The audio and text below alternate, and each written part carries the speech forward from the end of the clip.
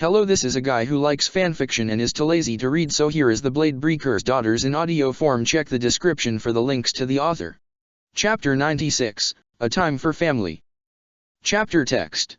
Saint Cyro's Day, possibly the most important day of the year, especially for the faithful of Fodlan. It was the day dedicated to the founder of the church, and prophet of the goddess. However, for a certain person, there was something more important. For Flayn, it was her Auntie Ria's birthday, and that meant she wanted to celebrate. And luckily for her, she and her brother wouldn't be the only ones to celebrate it. So what kinda gifts do archbishops like? Shay asked, glancing around the market with her sister and Flayn in tow. Holy stuff. Byleth responded, tilting her head as she looked at a drawing of a crest of Cyros. Oh yeah, good point, though what if she likes the opposite? Like, since she's surrounded by holy stuff all the time, maybe she'd like something that's completely different. Or she surrounds herself with holy stuff because she likes it. What would the opposite be though? Are you listening to me?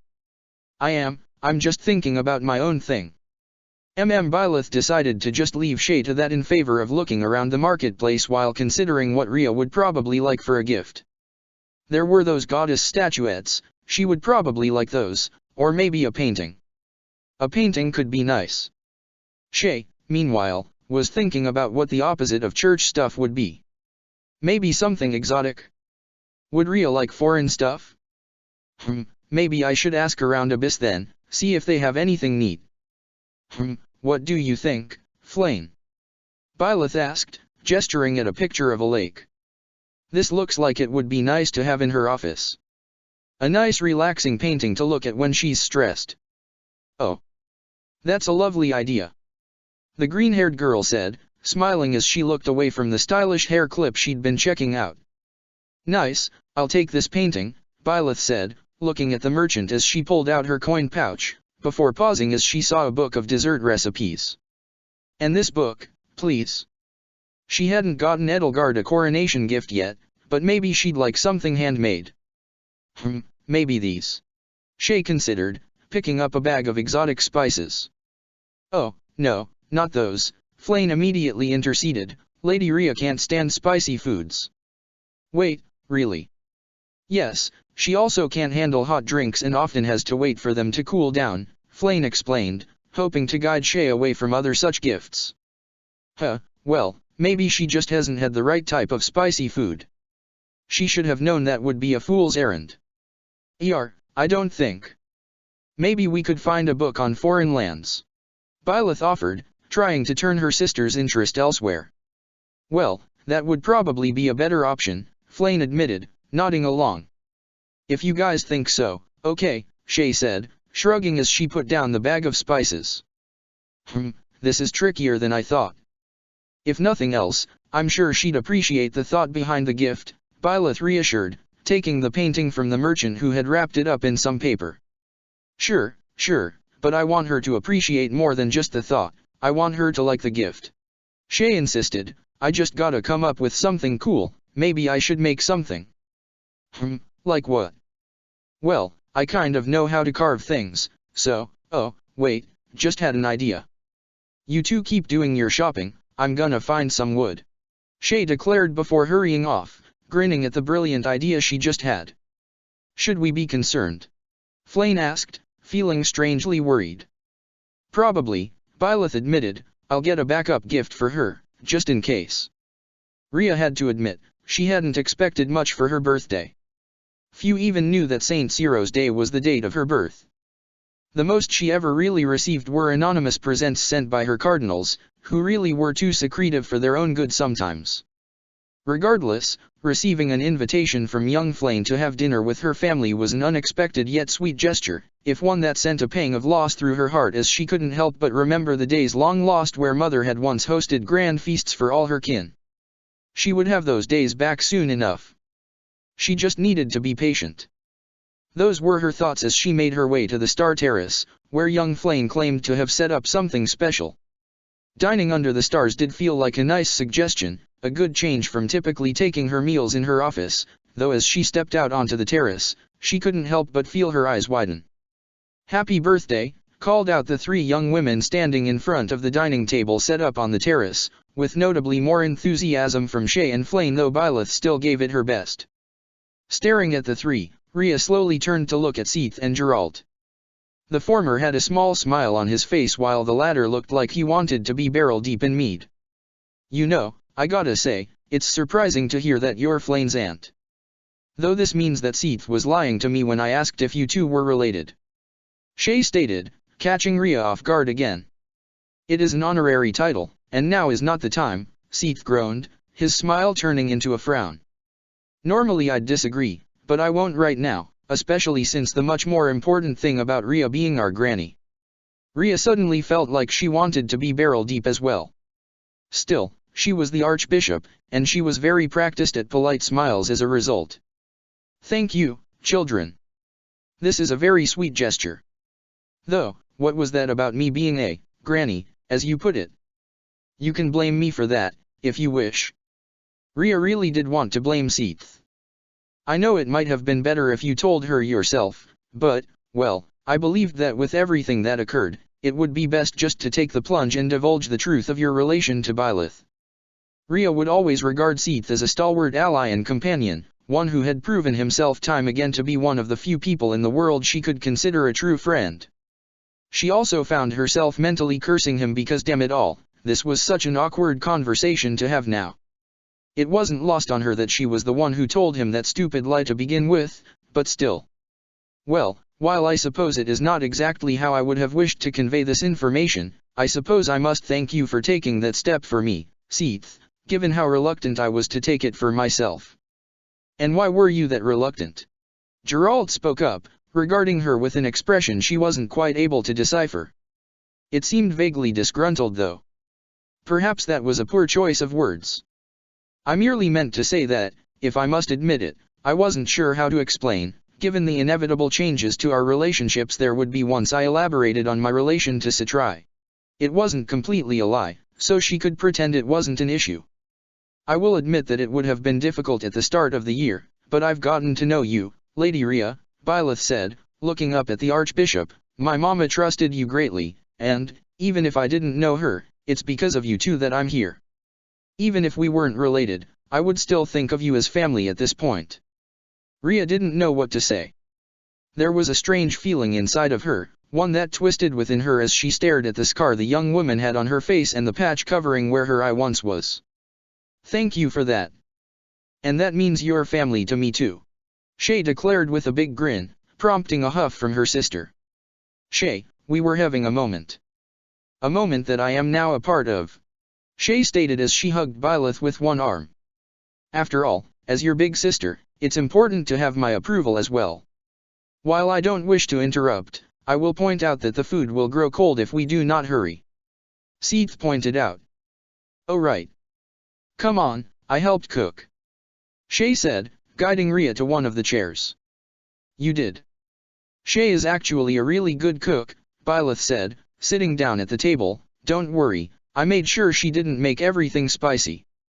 Rhea grimaced on reflex, before smoothing out her expression. "Do you have a fondness for spicy foods, Shay?" Not really. I can eat just about anything and be fine with it.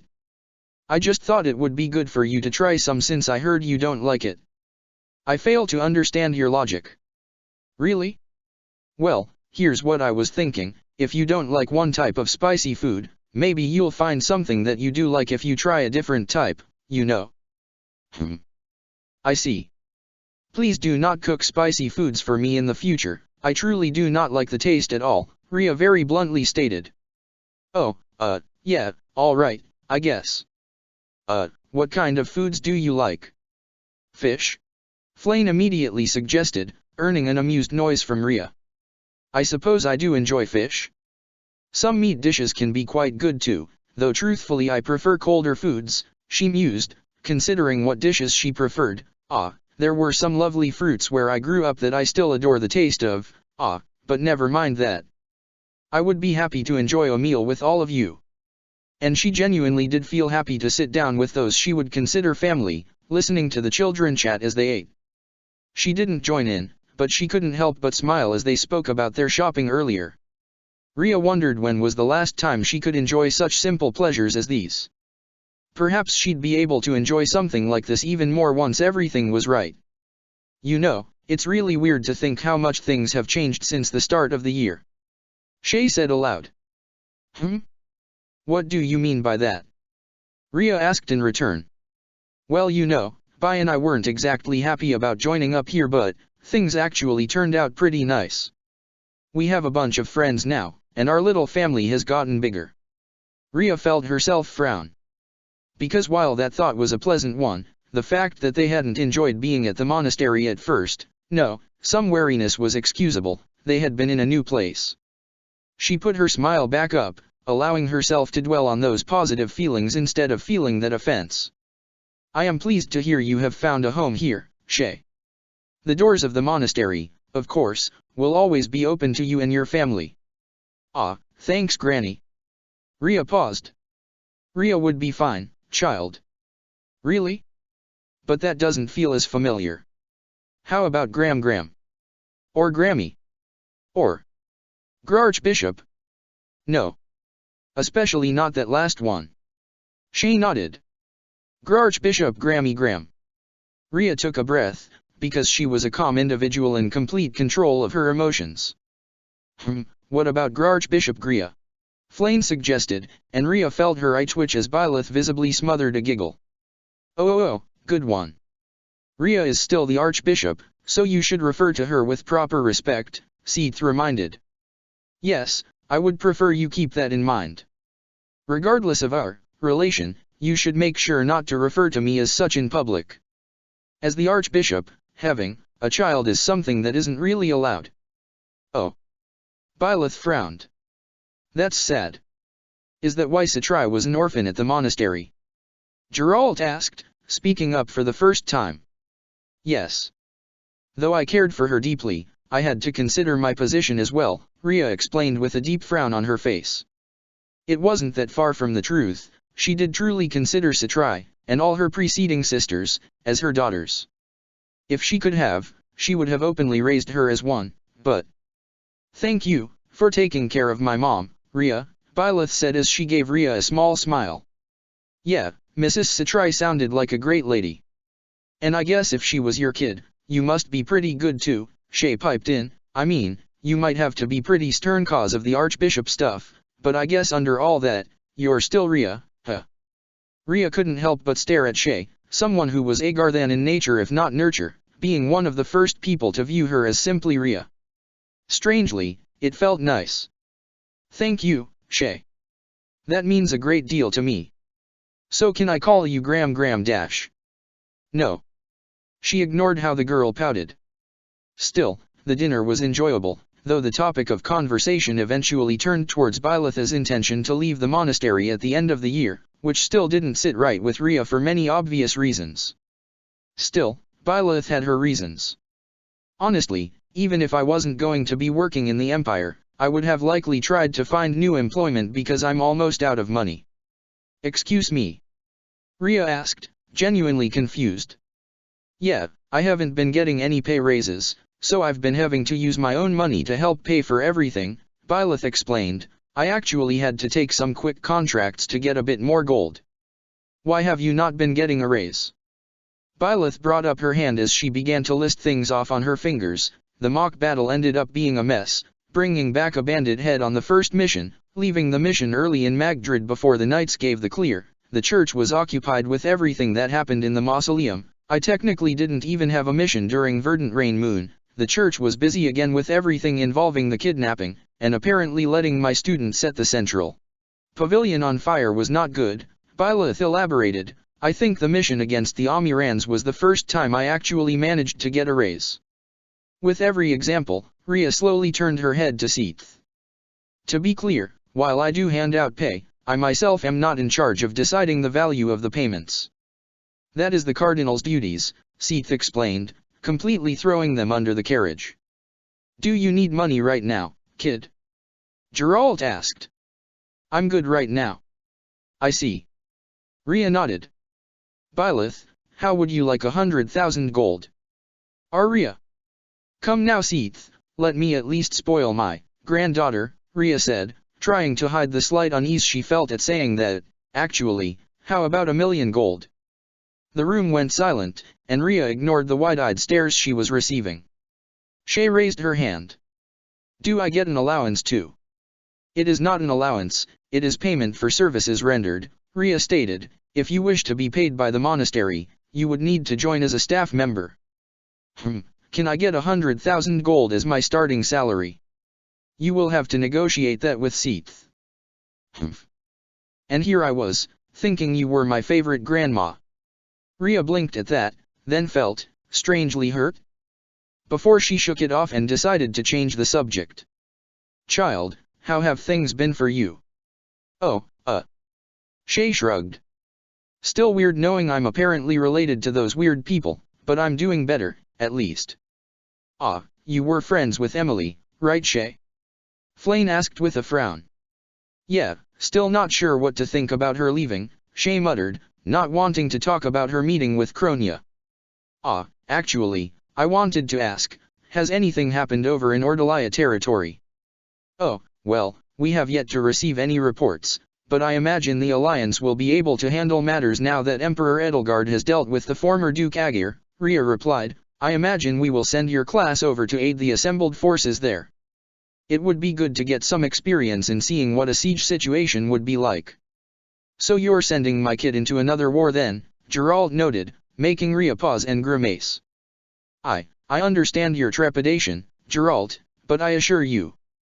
You can't assure me of anything, he bluntly countered. Byleth lost an eye under your watch, in your monastery. I don't believe for a second that you can keep either of my kids safe when it counts. Ah, Papa. Byleth, I'm putting my foot down. You've had too many near-death experiences this year, and I don't want Shay to be in a situation like that again either. Hey, I can take care of myself. Besides, it's not like I'm going to go off by myself. Shay insisted, making Byleth wince and Rhea frown. Shay, that isn't appropriate. Huh? Oh, right, sorry I didn't. It's okay, I know I did something stupid, Byleth muttered, before sighing, why don't we just get back to the food? Everything tastes really good, so good work there. Thanks. Heh, though it's a little funny to hear you praise me considering you helped out. I didn't do much. Nah, you helped. And I appreciate it. Perhaps I could help next time. Flame offered, earning immediate winces from Seath and Shay. Oh, yeah, maybe? Actually, hey, do you think you'd ever want to teach a cooking class? Byleth blinked at the suggestion, then looked thoughtful, plainly considering the idea. That might be a fun idea, sure. You tend to cook more than I do though, and I'm not exactly used to cooking with only one eye. Would you like to be my assistant? Sure. I'm up for that. Rhea found herself smiling again as the children continued to chat, planning out an entire lesson for the students. It really was a nice idea, something calm and cheerful to let them be happy.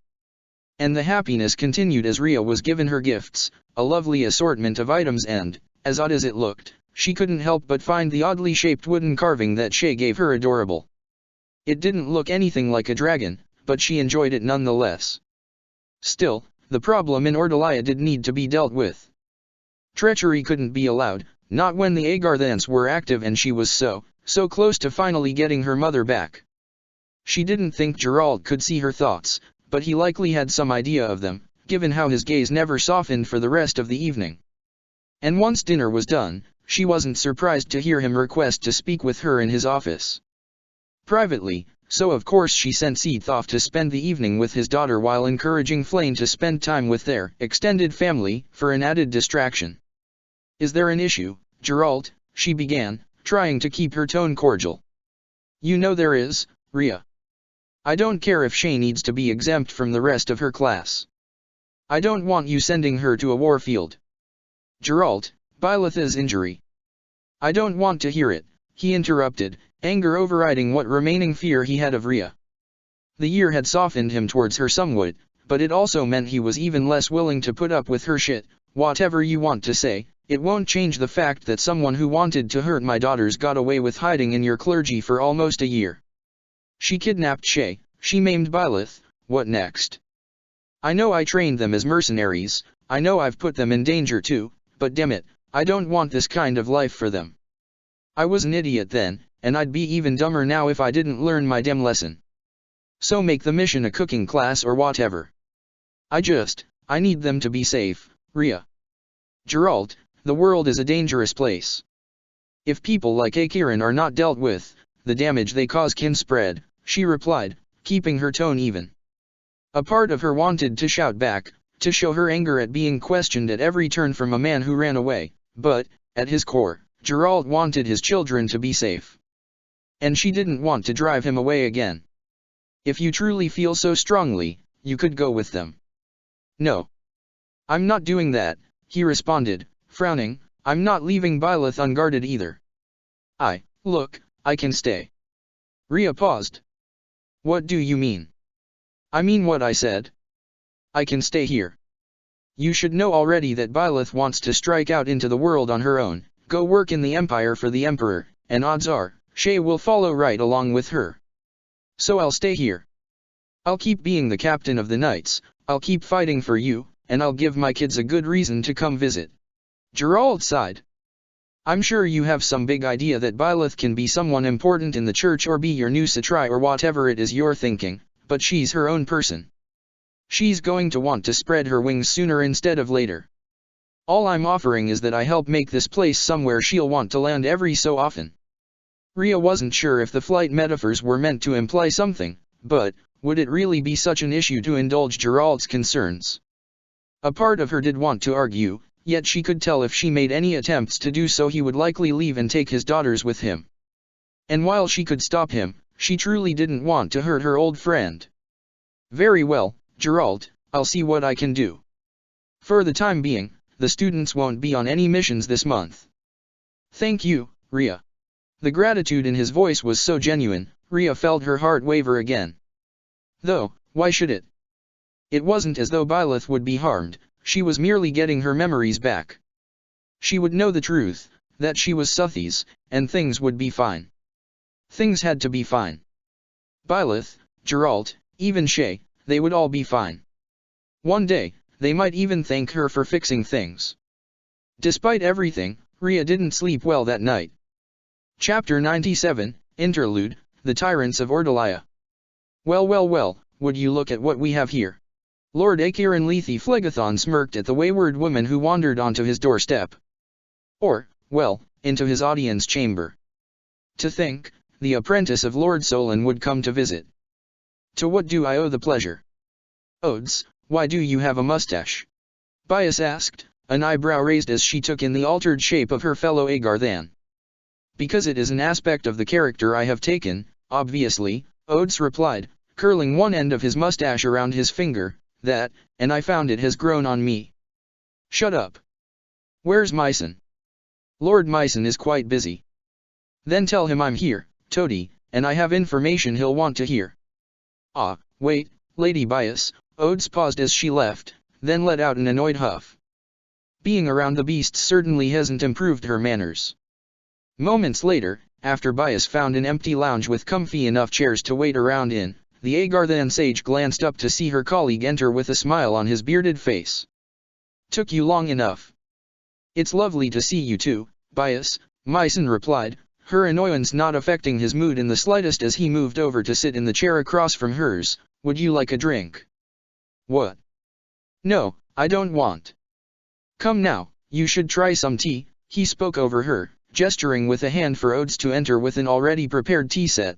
You're up on the surface, indulge a little. Bias glared at her fellow sage, though Myson hardly seemed to care as he poured himself a cup and took a sip. So you're going native now? Bias, have you ever considered what will happen to our people once we achieve our vengeance? The sage blinked. What? What the hell kind of question is that? An important one. One I doubt Thales or Solon ever truly considered. I didn't expect to hear that from you. I always thought you were Thales's right hand. Oh, I was. But Thales isn't around, now is he? He's been dead for years, and I've realized he had his own shortcomings. His goal was always to have revenge against the Felstar and her abominations, but what would happen afterward? Would we content ourselves with slaying our age-old enemies? Would we happily live among the beasts? Would we slaughter every last one of them and continue on with a grand genocide of the entire world? It's a question we have to ask and answer. And I've found I enjoy the idea of actually using this land properly. Why shouldn't we rule a new Agartha as its true masters? Especially when it has turned out the beasts have some surprising uses, but I digress. You wanted to report to me? I doubt you would have abandoned your mission at the monastery if you didn't have anything to say. Bias laughed, bitterly. Believe me, I have plenty to say. And once she recounted her story, with maybe one or two details omitted for convenience, Bias was annoyed to see Mycen frowning at her. So you didn't bring Kronia with you? She blinked. That's the part you focus on. What, did you have plans for that brat? It's not really relevant now. Actually, do you think you could pass for a convincing Flame Emperor? What? I'll fill you in on the details later. For now, do you think Kronia has been burned as well? Probably. The puppy isn't exactly subtle. Who knows, maybe she managed to slay one or two of the beasts before getting killed. That's annoying. No, it's fine, we can still make things work. It's good to know the Great Sage truly is active in that vessel, though it's unfortunate you failed to kill the Felstar. Not unforgivable, but certainly unfortunate. So what's your plan here? In Ordelia? Acquiring materials and testing projects, obviously. The original Akiran provided us with a convenient opportunity to overtake a territory and use its resources as we see fit. The number of test subjects we've acquired is enormous compared to my previous policy of abducting travelers. Mycen grinned. In a way, we managed to implement your late mentor's plans on a grand scale. Instead of one village to use as a test bed, we have an entire county. For as long as it lasts, Bias noted, Solan's plan would have caught attention sooner or later, and probably would have blown our covers anyway, which is what I was actually asking. How are you planning to hold all the gains you've acquired? Right at that moment, the two sages heard a war horn blow. Bias frowned, glancing in the direction of the sound, before she paused when she noticed the smile on Mycen's face. Well, isn't that convenient? As for your question, Bias, I wouldn't put too much value in what ultimately amounts to testing grounds. He smirked. After all, I have far bigger prizes in mind. I have to say, this whole event is proving to be quite the ordeal. Alois commented as he looked out over the fields leading towards Castle Ordelia. The castle itself was an impressive sight, nestled as it was atop a large hill that would be quite the climb to get up to. Not quite as bad as if it had been set up in the mountains that belonged to these lands, but then, the Ordelia family presumably still wanted people to visit their castle town. I wonder if the other Alliance nobles ever realized Akiran would be such a pain. Anyways, Catherine said, ignoring him entirely in favor of focusing on the war map in front of her and Count Erwin Gloucester, the leader of the Alliance forces looking to reclaim Ordelia territory from the treacherous upstart that took it.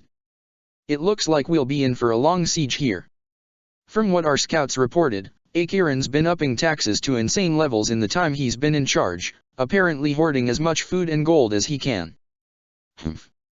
Leaving aside the Weathervane's greedy nature, I have to imagine even he realized he would need supplies if he wanted to last through any siege, Erwin noted, frowning thoughtfully. Depending on how full his food stores are, he could last for moons without having to meet us in battle. So the best move is to break him before he can get too cozy. Shamir's already scouting out the area, and she should be back soon. Well, assuming she didn't decide to just put an arrow in Akiran to begin with. That would certainly save us some trouble, the Count joked, before looking serious again. As for breaking the siege, Count Ordelia was quite helpful on the front. He provided me with a great deal of information regarding his castle's layout and the placement of its defenses, which should make any assaults go far easier. Seriously? Wow, the Count must really trust you if he's willing to give away big family secrets like that. Erwin smiled, though it was a rueful one. Yes, my friend certainly has put a great deal of faith in me. To the point that he confided his only real interest in reclaiming his territory is for the sake of his daughter and his people. Given his own poor health, I imagine he thinks reclaiming the land is worth extending his trust. I could see that, yeah, Catherine agreed, nodding with a frown. It's still crazy to think about though. I know nobles in Faerghus that would sooner smash themselves against their own castle than let anyone else know about their defenses, even their own allies. Then I suppose it's a good thing Count Ordelia is willing to extend that trust to us. Now then. Lord Gloucester. Erwin paused as one of his guards ran up, a frown coming to his face. Yes? Did something happen? The gates opened, my lord. It seems Acheron is fielding his army, the soldier reported, prompting blinks from Erwin and Catherine. He is? Why in the world? Huh.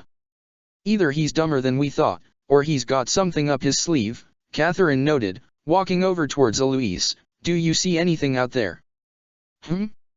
Well, I can't say I was paying much attention to the castle until that young man shouted about how the enemy's approaching, but yes, I do see many things, the older knight replied, earning an eye roll from Catherine.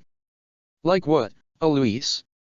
Like the fact that it doesn't look like he has much of an army at all, Eloise pointed out, gesturing towards the fields in the distance. And yeah, Catherine had to admit she was surprised by what she was seeing too. Hang on, are there only 20 of them? Her eyes didn't deceive her. The group of armored knights striding out from the outer gates of Castle Ordelia clearly only numbered 20 in total. They stood in 4 rows of 5, lined up perfectly, and even from a distance, it was clear the black armored knights were taller than average. That didn't change the fact that there were 20 on their side and over 1,000 on Catherine's. Do you think they're looking to challenge us to single combat? Eloise suggested. You think they're looking to settle things with one fight? Catherine asked, glancing at the senior knight. Why send out more than one then? It could be an attempt at intimidation. A way of saying, oh, look at us, we have scary knights on our side too. Or something like that. Well, I wouldn't put it like that, but whatever knights he does have are certainly quite large. Erwin pointed out, frowning as he looked at the armored knights. I imagine they're likely men that the former Duke Aegir provided. Yeah, and they're basically sitting ducks out there right now, Catherine said as she looked over the field. Even so, we should try to parley with him, shouldn't we? Even if his forces won't amount to much, it would be best that we prevent any fighting, Eloise suggested. Perhaps. I'll send one of my men to see what they want, Erwin decided, moving to his troops to call out for a messenger. Well, I guess we'll have to wait for this parley party to get off the ground then. Eloise crossed his arms over his chest, tilting his head in thought. A parlarty? No, that's too wordy. Catherine would have rolled her eyes at Eloise's antics under most circumstances, yet for some reason, she found herself staring at the group of knights. They stood tall on the field and strangely still. She could mistake them for statues if they hadn't been moving earlier.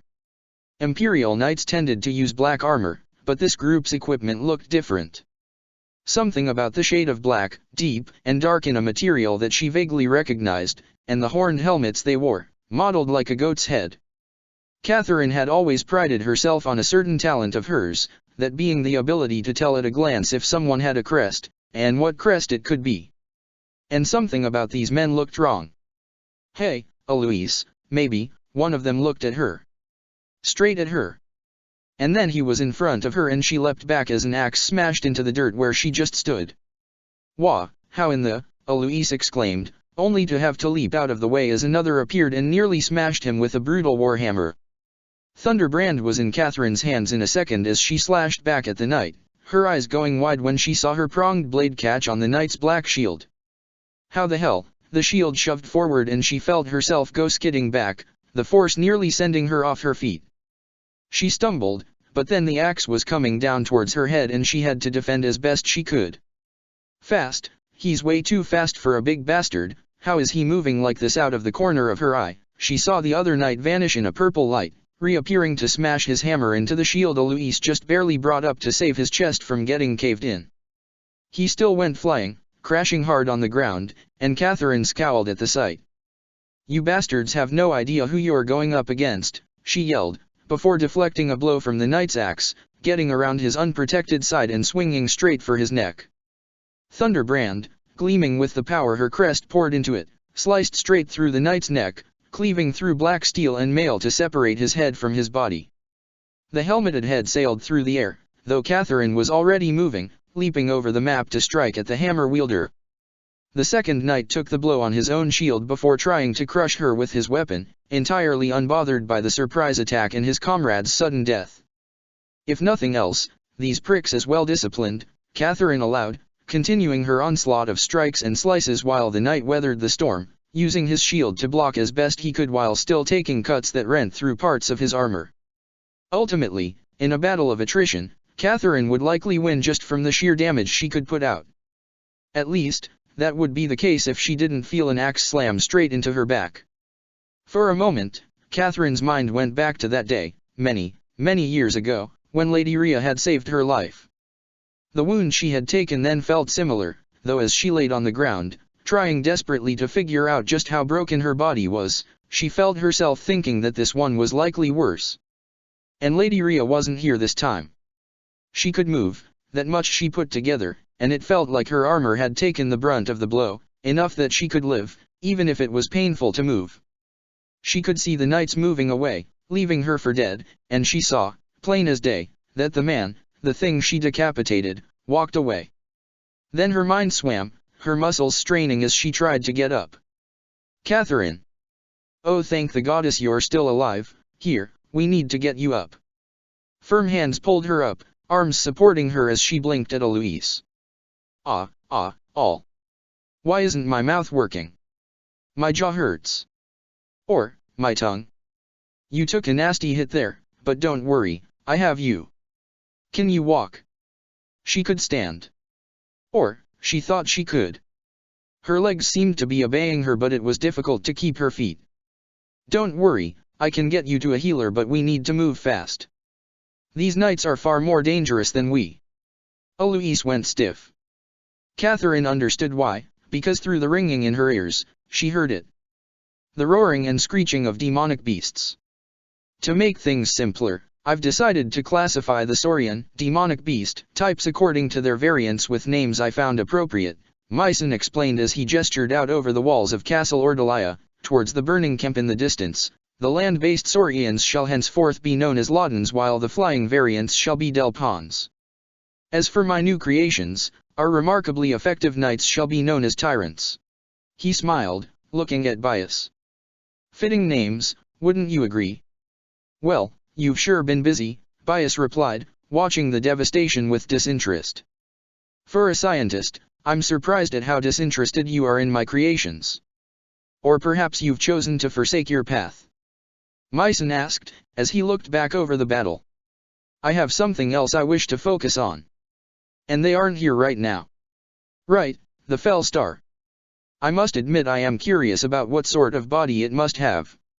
If it has the crest stone within it, acting as a heart, it must be quite the fascinating sight. Do their organs even work like the rest of the beasts? You've seen the Fell Star bleed, so something must pump blood within it, but is it possible to remove its heart while leaving it alive? Humph. Catch the Fell Star yourself if you want to vivisect her, Bias replied, annoyed. I intend to kill the bitch the next time I see her though, so you'd better act fast. Why do we need to make it a competition? She dies either way. My decision would simply make it a more productive death than simple incineration. You can derive a surprising amount of use from crest-afflicted bodies. Despite her annoyance, Bias found herself getting curious. Such as my tyrants. You might have noticed they are a good deal larger than the average beast. Myson grinned. The King of Liberation turned out to be a useful template to work with. Why have just one vicious barbarian on your side when you can have 24? Sure, they might not be as intelligent as a fully resurrected beast, but they serve their purpose. That being said, I'm sure we can make even greater weapons if she was captured alive. His smile widened. Think about it, an army of Fell Stars. Taking all of Fodlan would be as easy as crushing an ant. And what's to stop us from expanding from there? If we play our cards right, we can take over the entire world, Myson said, reaching his hand out, as if to grasp the horizon. Why? Bias asked, an eyebrow raised. Because we can. Because it is our right to. He turned to her, smirking. And if that is not enough to assure your loyalty, then allow me to make another offer. He held up a hand, fingers splayed. 5 years of service, and I will bring your sister back to life. There were few things at this point in her life that could shake Bias, not when she had allowed the fury inside of her to consume her every moment. Yet, for a moment, that fury flickered. What? You heard me. He continued to smirk, folding his arms behind his back. How would, she'd been crushed. She had been completely buried, there wasn't. There were still remains. If even the barest scrap of flesh remained, then we have a chance, don't we? That. Think about it, he said, turning his gaze back towards the devastation his creations were unleashing. Oh, and before you ask, yes, I could do the same for Thales. I don't have a reason to though. So if you want me to take an interest in this project, you would have to give me a reason. Bias stared at her fellow sage, her hands starting to tremble at her sides. The thought of having Pitacus back, for so long, she just wanted vengeance. But if she could have her back.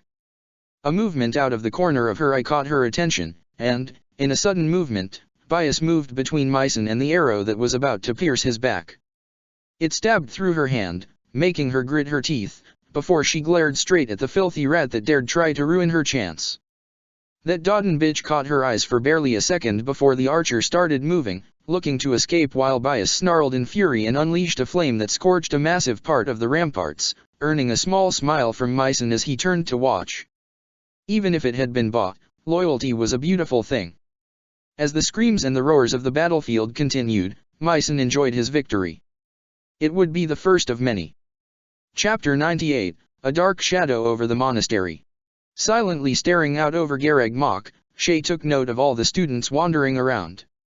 All of them, going about their days, trying to act as if nothing was wrong. As if their peaceful everyday lives would remain forever, if they knew what she knew, the knowledge she was cursed with. Shay. What are you doing up there? Letting out a small yelp, Shay almost went tumbling off the building she was brooding on when she heard Dimitri yell up at her. You're going to hurt yourself, get down. No. I'm up here for a reason. Why are you wearing a cloak? Because I'm brooding. I'm going to get Captain Geralt. He can't do anything about this. And besides, I'm fine. I can warp if I fall. So ha. Then I'll get Professor Byleth. Don't be a snitch. Shay yelled back, only to pause as she heard the flap of Pegasus' wings. Excuse me, young lady, but students aren't allowed on rooftops. Please come with me, or I will have to take disciplinary actions. Frowning heavily, Shay refused to look at the Pegasus Knight as she got on the flying steed with her. Moments later, she was on the ground, with her cloak confiscated. You better give that back. You'll get this back when we aren't dealing with crazed cultists, the knight responded before flying off. So, what exactly happened? Dimitri cautiously asked. Just thinking about stuff, Shay responded, sorry for yelling at you. It's okay, I just want to make sure you don't get hurt. Even if you are a part of the Golden Deer now, you were a member of the Blue Lions. Thanks. I might have just been trying to deal with some stuff by acting like it was a story, you know. Not particularly. I've never been one for leisurely reading if I'm honest. You know, I'm not surprised, Shay responded, before actually thinking about what she said. Was that rude? No, it's how it is in Faerghus. We don't look down upon reading, but there's a far bigger focus on training when we're younger. So, at the very least for me, most of my reading usually only involves schoolwork, or reports on what's happening in the kingdom. Huh. So, do you want to talk about what brought you up there? Ah, well, you heard about what happened in Ordelia, right? Yes, the knights suffered heavy losses and were forced to retreat, weren't they? Dimitri asked, frowning as he remembered the details he had heard. To think a force nearly 1,000 strong ended up losing. Yeah. We don't even know who made it out or not since the knights got separated, Shay muttered, scratching the back of her head. I don't like Catherine, but I don't want to hear she or Shamir ended up dying in some random battle, and Dad would get pretty sad if Eloise is dead. Yes, It would be a devastating blow to lose any of them. I just hope the knights who retreated to Gloucester territory are able to return soon enough. Shay made a noise of agreement, before pausing when she saw Lysithea storming on by, a bag on her back. Excuse me Dimitri, I gotta check something. Jogging off before Dimitri could say anything, Shay moved in front of Lysithea before she could get to the monastery gates. Whoa, where are you going? To Ordelia territory.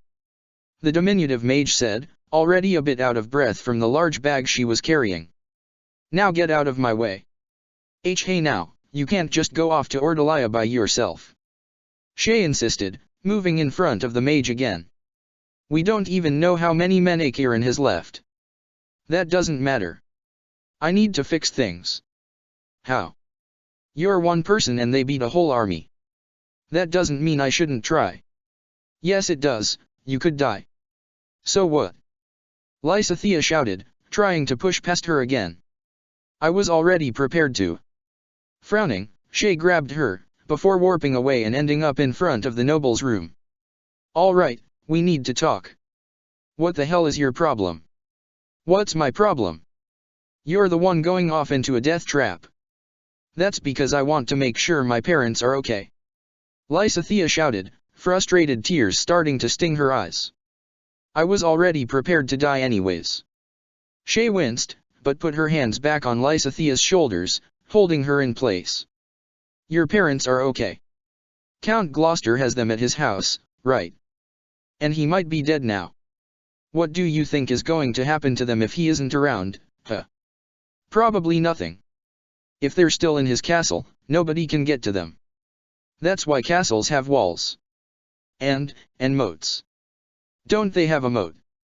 That doesn't keep people out forever, Lysithea grumbled, frowning as she glared at the floor. Well yeah, but it'll keep them safe for now.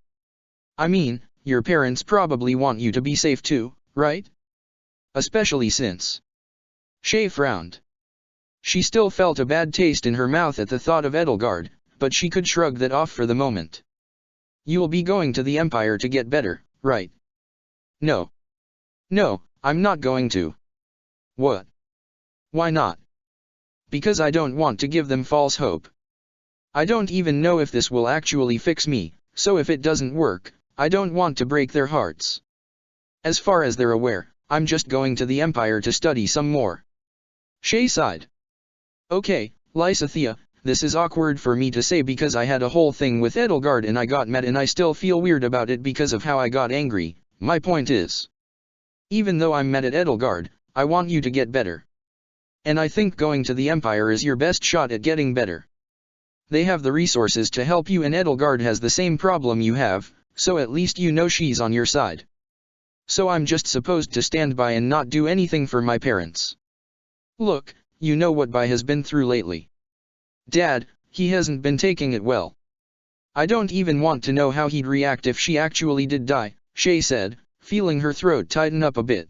Even if your parents think you're dying, they don't want you to die before them. Then what am I supposed to do? Well, we can't just go to Ordelia to fight Akiran. And school's kind of weird right now. We could try hanging out with everyone, but I feel like you actually want to do something instead of just hanging out, though we could make something sweet. She tilted her head, thinking. Alright, for today, you and I are gonna hang out. What? You just said? Yeah, I know, but this is different. We're gonna find stuff to do. Maybe we cook, maybe we read some tomes, maybe we explore the secrets of the monastery. Either way, it's gonna be just you and me, doing stuff. Okay. And no. I'm not just going to. Before Lysithea could finish arguing, Shay grabbed her hand, dragging her along to the dining hall, preparing for the day with some sweets at the dining hall. Specifically the Shay started to bake some, with Lysithea half-heartedly joining in. It was a start, if nothing else.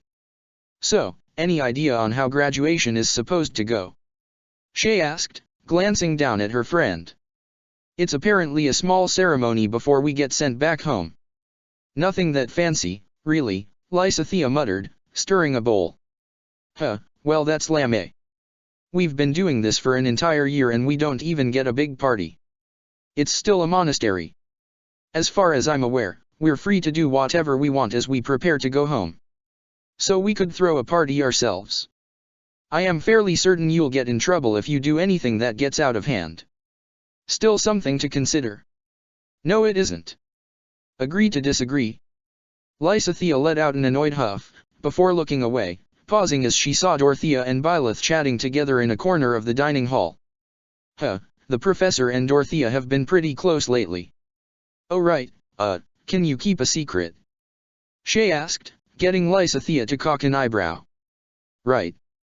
Leaning down, she whispered into her ear. They're what? And not so loud. Shay said, trying to shush her, as she glanced over at the other pair. She stiffened for a moment when she saw them looking over for a few seconds, before going back to chatting. Since when have they been? Lysithea gestured with her hands, unsure of what to say. A week or two. I think. Shay said, shrugging her shoulders. I'm not sure on the specifics.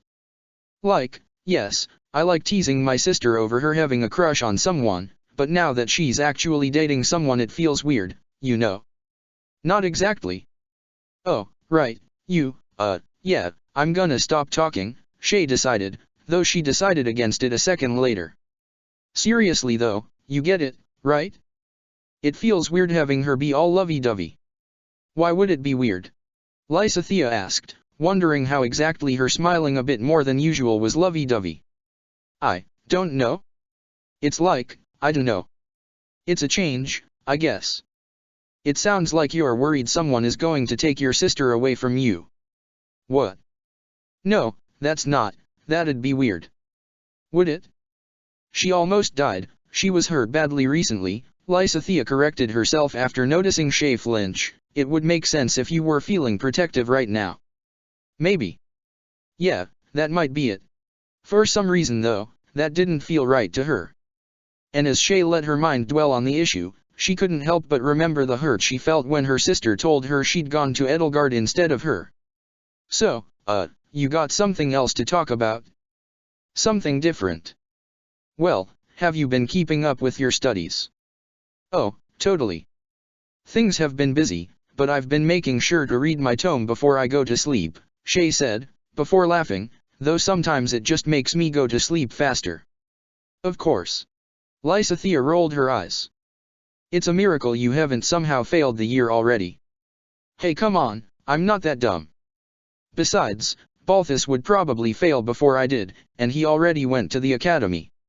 Shay huffed in response, heck, I know I'm smarter than Cronia at least. Who's Cronia? At the question, Shay stiffened. Oh, well, you know she's an old cat I had. 'Cause you know, Naya. So you're bragging about being smarter than a cat? Yes. The look Lysithea gave Shay was one of confusion mixed with pity. If it's any consolation, I would have said you were smarter than Emily.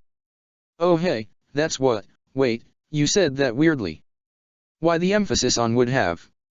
Well it was before I learned your bar for intelligence was a cat. Hey, cats are smart. I've seen them open doors. Despite her ironclad argument, Shay saw Lysithea stare at her with complete pity. Humph. Cats are definitely smart. That's not what I'm, Shay, your measure for intelligence is being smarter than a cat. Cats can be smart, sure, but I have seen more of them bump into doors than open doors. Hey Byleth. Shay shouted, catching her sister's attention, cats are smart, right? They're not smarter than people, Byleth shouted back, before returning to her conversation with Dorothea. Feh. Let's just bake stuff. Rolling her eyes again, Lysithea focused back on preparing the food, putting more effort into it now, which prompted a smile from Shay when she saw her friend no longer feeling so down. Sure, she might have humiliated herself there but it still worked. So, what are we working on now? Shay asked, glancing over the tomes she and Lysithea had. I've actually been studying faith magic recently. Specifically I've been trying to get a handle on warp. Huh? But I can just warp whenever, so why do you need to learn it? It's not like we're going to be by each other all the time. Besides, even if we are by each other, you might run out of energy to do that, right? Lysithea said as she focused at the tome. I guess so, yeah. Shay tilted her head, thinking. Hey, do you think there's a difference between my warp and the other warp? Like, mine is all shadowy but the other one is all lighty, so, yeah. Are you just trying to make conversation right now? Mostly. But I also am kind of curious. Lysithea sighed before closing her book. Well, from the outside your warp definitely has some advantages. You can use it on yourself and one other to travel great distances as long as you can visualize the location, correct? At Shay's nod, she continued. You even seem to be able to warp short distances continuously, something warp isn't really used for. However, you can't send someone without sending yourself. And? That doesn't seem like a downside. It could be. Let's say you're covering an important location, but someone asks you to warp them elsewhere. What happens if, once you go with them, you realize you're out of long-distance warps? Suddenly that place you were covering is missing a strong warrior. That's a good point. I wonder if I can learn the other type of warp. Why would you want? No, I can see how you came to that idea. I don't think you should though, it might interfere with your usual magic. Come to think of it, don't you have issues with faith magic? I wouldn't say I have issues with it, it just doesn't come as easy to me as reason magic. Shay shrugged with a frown.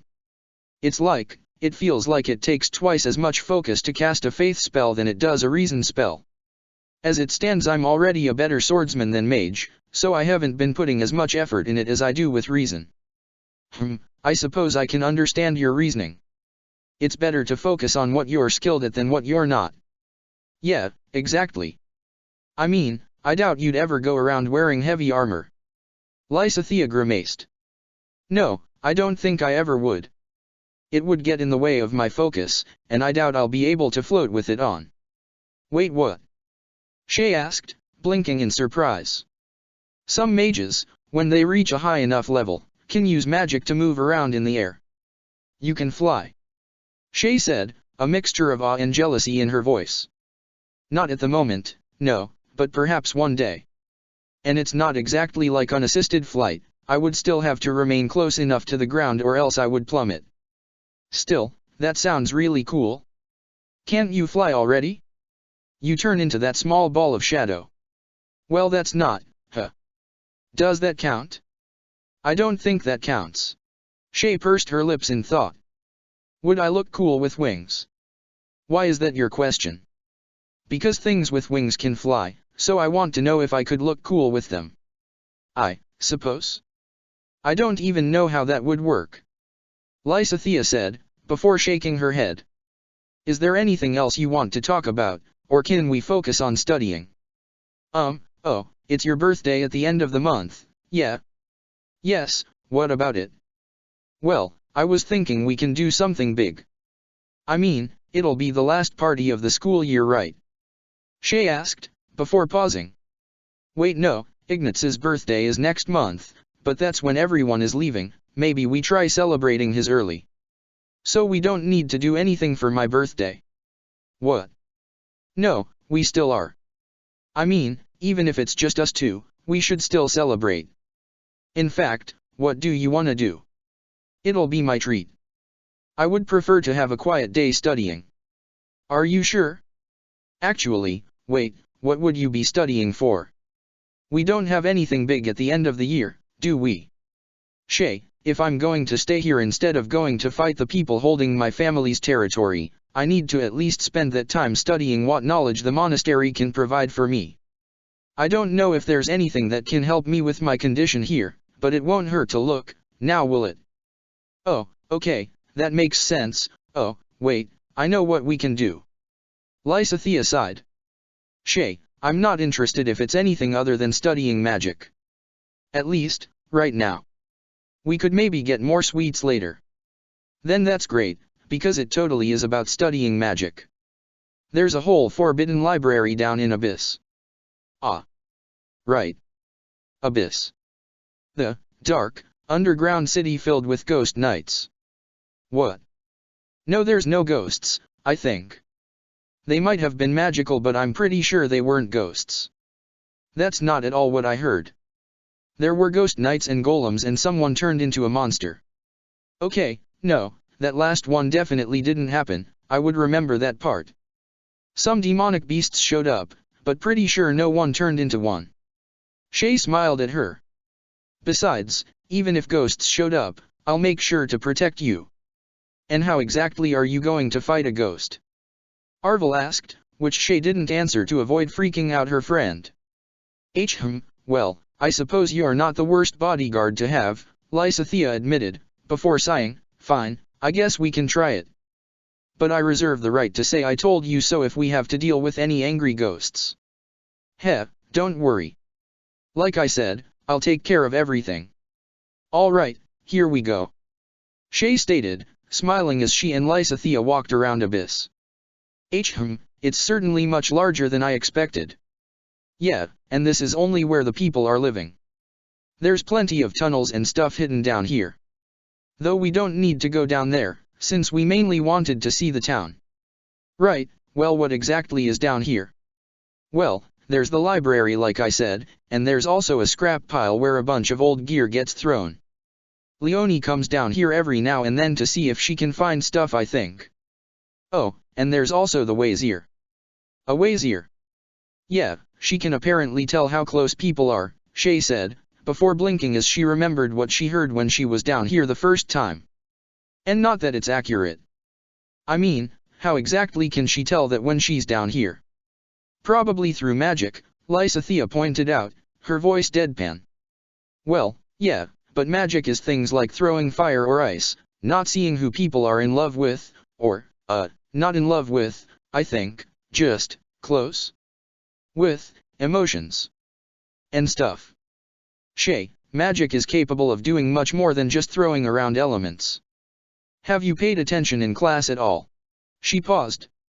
Then again, the majority of magic taught in class is combat-related. Yeah, exactly. And besides, when I was a mercenary, it was all about combat magic. I overheard Constance doing something with T being all rainbow. Why, but that's not really something I'll use. Fine. So what else is there down here? Oh, there's like, a statue from Dada? Apparently it's a goddess of fate or something. What? Yeah, right over there. Shay pointed at the statue in question, which indeed portrayed a large, winged being, hooded and cloaked. I think you can make offerings to her.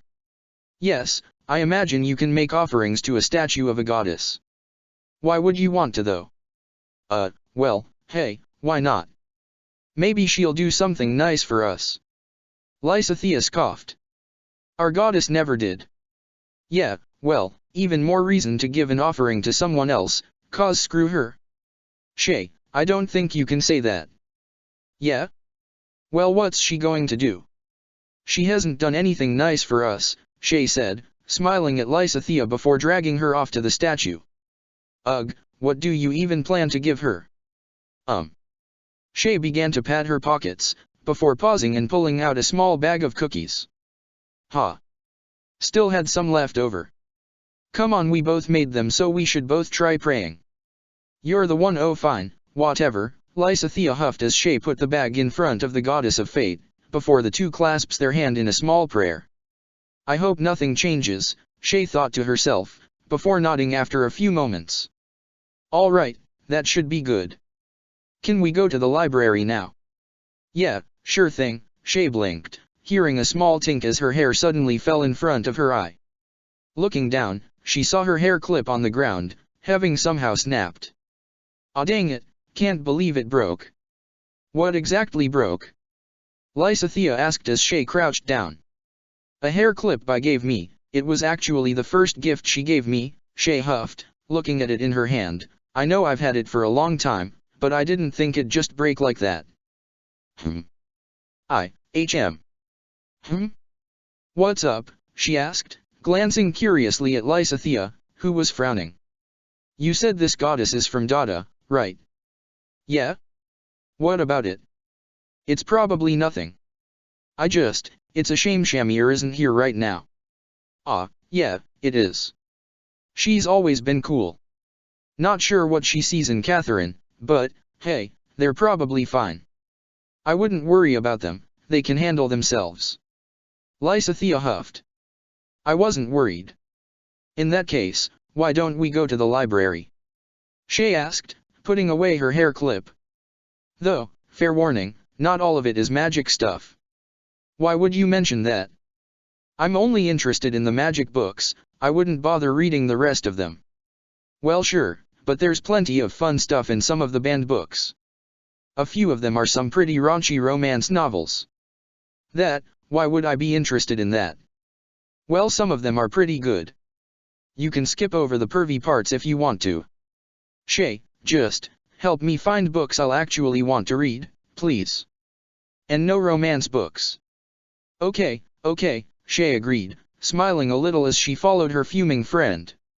And behind her, the altar to Dada's goddess of fate stayed as still as it always did, an unmoving statue far from home and uncared for by those above.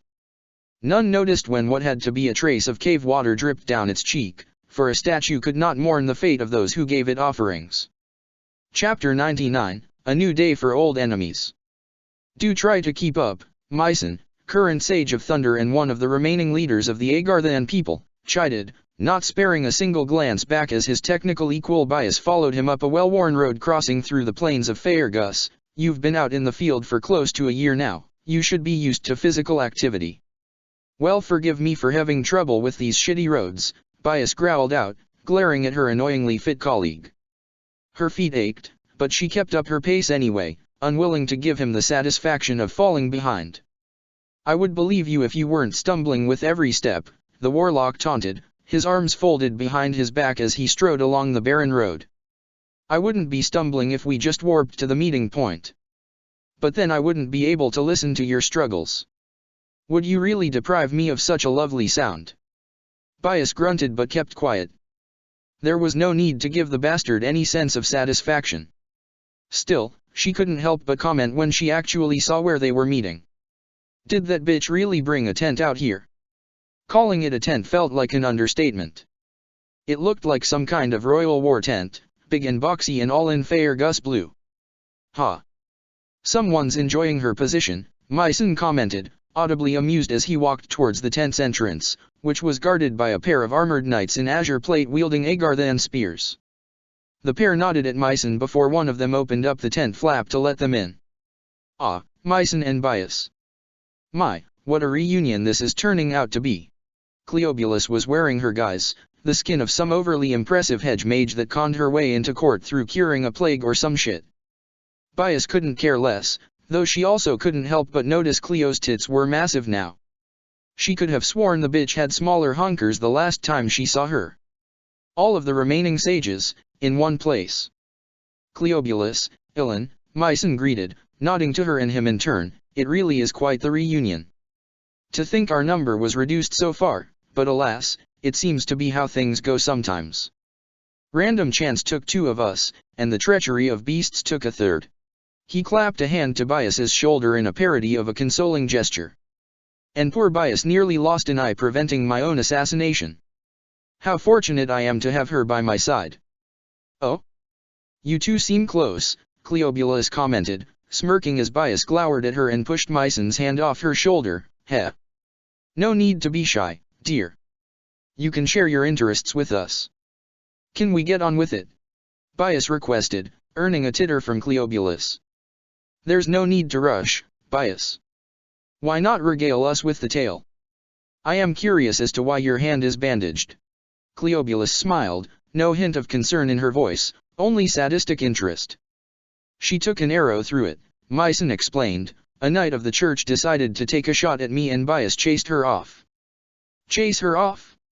Why didn't she kill the beast? Ilan asked, his voice reverberating in his helmet. Bias sneered at the lummox, but if it bothered him, it didn't show. Which was probably why the prick always wore heavy armor like that. He probably had the worst poker face otherwise. The bitch was faster than I thought, Bias answered. Does it matter? The beasts can't do anything even if she overheard us. We didn't talk about anything important. I consider my projects quite important, Mycen commented. No one cares. Heh, no need to be rude to hide your affections, Bias, Cleobulus teased, her smile mocking, and how have things gone for you lately, I could have sworn you were supposed to still be at the monastery. I was, but I saw a chance to kill the Fell Star and took it. Ah, so the Fell Star does walk among us again, though I can't imagine you succeeded. I cost her an eye, at least. Oh, that is impressive. Probably doesn't mean much in the long run, but I suppose allowances can be made for you abandoning your post since you wounded our greatest enemy in the process.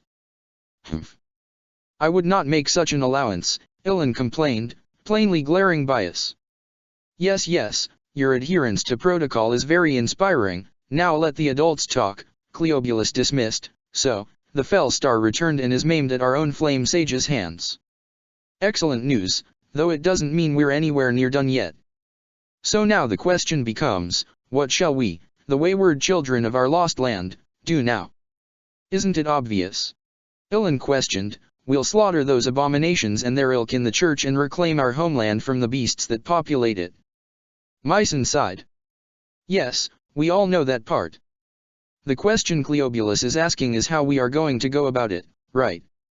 Correct, Cleobulus purred, smirking. I have a good thing going right now in Faerghus.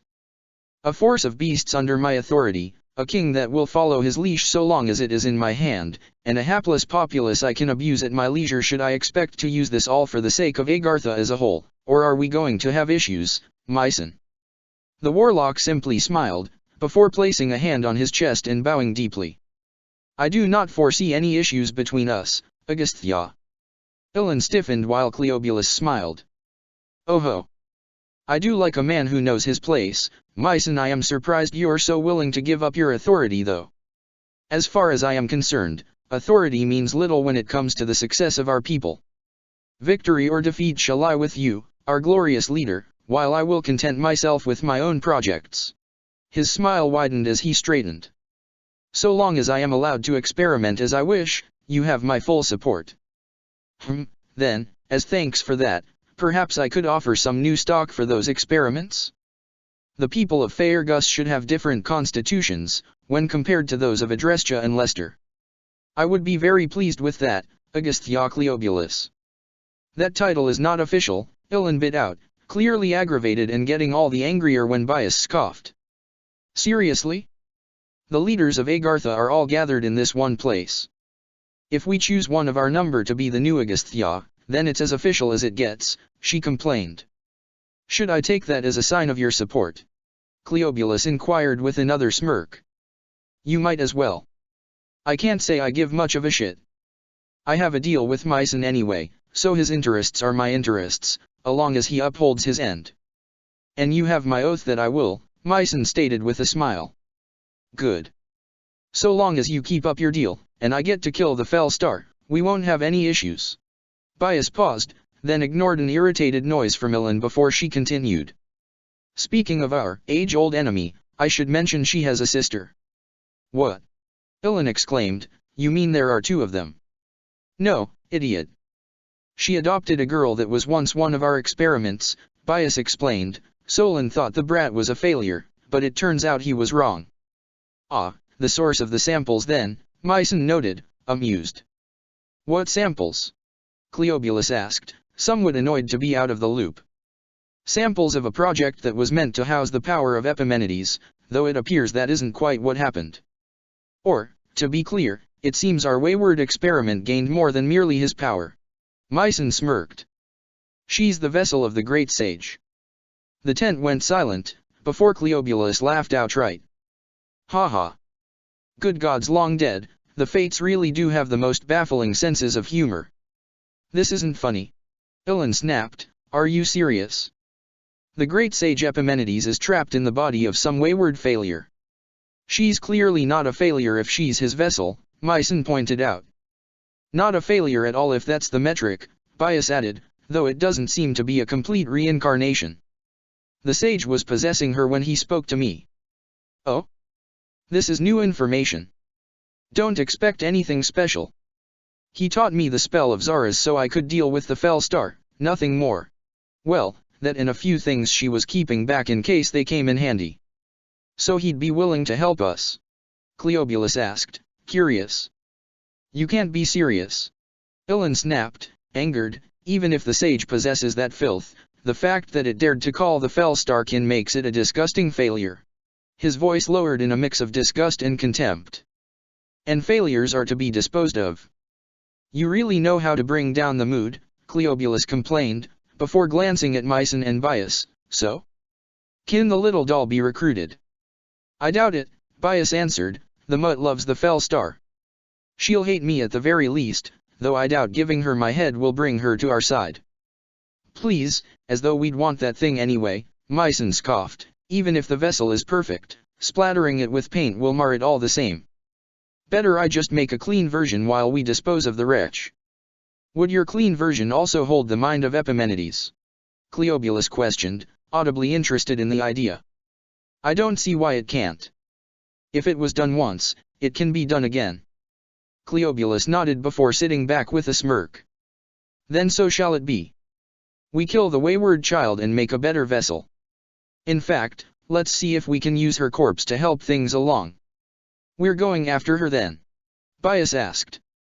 In response, she received a smirk. Not just her, my adorably aggressive sage, we're going to put that entire monastery to the pyre. So I hope you can help with that, Sage of Fire. Why did you rhyme that? Because I wanted to. Speaking of sages, we've been missing a few positions lately, and it's about time we fill them out. She smiled, pretending to be sweet. So, do we have any recommendations? Odes has always been dutiful. We can make him the new Sage of Wind to fill out an empty spot, Mycen recommended, earning a glare from Bias at the prospect of her sister's position being filled. Oh, don't look like that. It wasn't as though Wind Sage was even that fitting a title for her. I recall she was always better at light magic. We really should change the names at some point, Cleobulus noted. Sage of Water doesn't exactly fit me either, now does it? Those titles are important positions that have existed for. Ilan, shut up, Bias demanded, before looking at the two that actually mattered. So who gets darkness and light, huh? Those positions can't just be assigned. I wouldn't mind being called the Sage of Darkness in addition to being Agasthya, Cleobulus remarked, amused by Ilan's outrage. I've always been best with those types of spells to begin with. Then that leaves water and light to be filled, Mycen noted. We could always make Anaximandros the Sage of Light. True, he does like to consider himself Thales' apprentice. I thought he hated him, Bias remarked, earning a dismissive wave from Cleobulus. Yes, but no one really liked Thales to begin with. Authority breeds resentment. Who would we have for water then? Dolofonos. Mycen offered. The noise Ilan made could only be described as outraged. You would let a mere assassin be a sage? Then we can give it to Agnes or Kyrie. Who? Members of my research team. I keep them around in case I need a new odes. You cannot just hand off the rank of sage to whoever you want. Ilan snapped, these are important positions to our people. To be the Sage of Light is to be our great leader, to be the Sage of Darkness is to be our leading scientist, to be a sage is to be a guardian to our people. I second Mycen's suggestion, Cleobulus chimed in, taking obvious pleasure in Ilan's mounting frustration. I'll third it, Bias offered, which made Ilan outright growl. Motion passed then, Mycen decided with open amusement, Anaximandros shall be our Sage of Light, though not Agasthya, Odes will be the Sage of Wind, and, I suppose we didn't decide specifically on who it should be. Oh well, Bias, be a dear and find Anaximandros and the first Dolofonos you see. You're just, was all Bias heard Ilan say before leaving the tent, not wanting to hear anything else from him. She already had enough to deal with. Watching her breath mist out as she stared up at the sky, Bias wondered what life she would lead once she had her sister again. Rhea was running out of time. The end of the year drifted ever closer, the rivers of time flowing steadily and without pause. She needed to bring her mother back into the world, and yet, Byleth showed no sign of her mother's power. She thought there would be something, some indication that the goddess dwelled within her vessel, but there was nothing. Her hair remained the same bluish shade, her body remained unaltered, and she hadn't even regrown the eyes she lost. She was still, just Byleth. And that, Rhea didn't know how to deal with that. To make matters worse, the Agarthans were plainly on the move again. It was the only explanation for the rumors of demonic beasts in Ordalia alongside knights with strange powers. And, speaking of knights, she took a slow breath as she looked over the railing of the Star Terrace. She hadn't heard anything yet from Catherine, Eloise, or Shamir. Hopefully there would be something. She'd sent another 3 battalions to help support Leicester's forces, under orders to reinforce Gloucester and rescue their lost comrades. Or retrieve them, if they were not. She should try to remain optimistic. If she wasn't, then she would break, and she needed to remain strong for Fodlan and her mother. Sighing, she shook her head, deciding she needed to go for a walk. Though as she did, she couldn't help but notice how quiet it was at the monastery. Not only were a large number of her knights away, but several students and staff had left throughout the year. She only prayed that the ones who weren't traitors were doing well. Though as she shook herself out of her thoughts, she realized she was standing in front of the dorms. The dorm of one person in particular. Bringing her hand up, she knocked on the door. "Give me a moment," Byleth called out, and Rhea only had to wait for a few seconds before the door opened. "Oh, Lady Rhea, is everything okay?" "I just wished to see how you were faring, young one," Rhea said, doing her best to smile. "About as well as I can be, I suppose," Byleth replied as Rhea glanced into her room, and noticed what seemed to be a letter on her desk. "Oh, my apologies, were you writing something?" "Ah, yeah. A letter to Her Majesty," Byleth explained, rubbing the back of her head. "I just wanted to let her know that everything is okay at the monastery." "Sure, and that's why you're already on your 10th rewrite," Suthies chimed in, while Byleth pointedly ignored her. "Ah, I see." Rhea nodded, keeping her expression positive despite the reminder of why she felt so concerned for the future. "You truly do care a great deal for Emperor Edelgard." "Yes, I do," she answered quite simply and earnestly. "I care for everyone here, but as the former class leader, she's helped me as much as I've helped her." "Oh, would you like to walk with me?" Rhea asked, not wanting to stand at the doorway. Nodding in response, Byleth walked alongside her, the pair aimlessly wandering around. "If I may, what exactly made you consider working for the Empire?" It was a few days before the Battle of Eagle and Lion. Edelgard and I talked about what she was going to do when she was Emperor.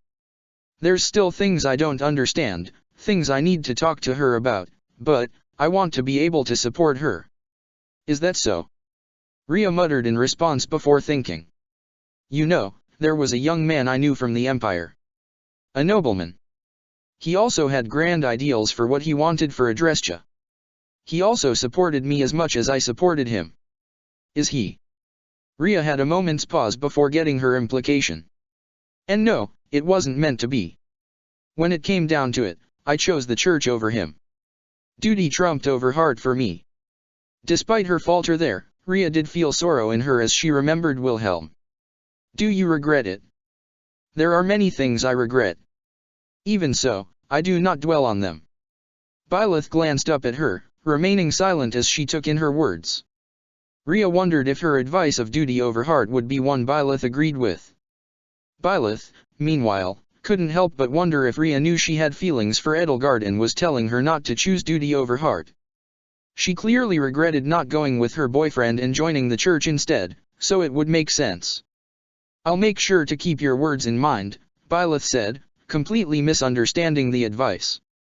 "Good, I'm glad that you will." Rhea continued her walk with Byleth, content to let things subside into silence for a moment as they simply walked around the paths of the monastery. "How have things been going with your classes?" "Well enough. It's still weird going around with half my vision gone, but I'm managing. Ferdinand's been doing well as the new house leader too. I think he's trying to live up to Edelgard's example." She smiled. "It's funny, Flane actually decided she wanted to be his retainer, like how Hubert was Edelgard's." "Oh? She hasn't mentioned it." "Well, she's been doing well in the position." Constance got annoyed that Ferdinand didn't ask her, but considering she tried to start a coup against him, I think it was a good idea in hindsight. "She did what?" "Yeah, it was a whole thing. It's probably a good thing it happened so late in the year, otherwise she might have seceded and then we'd have 4 classes. Then I would have had to deal with teaching 2 classes." "What?" Byleth suddenly paused, a thoughtful look coming to her face. Hey, Rhea, who is my mother's father? If it wasn't the guy you mentioned.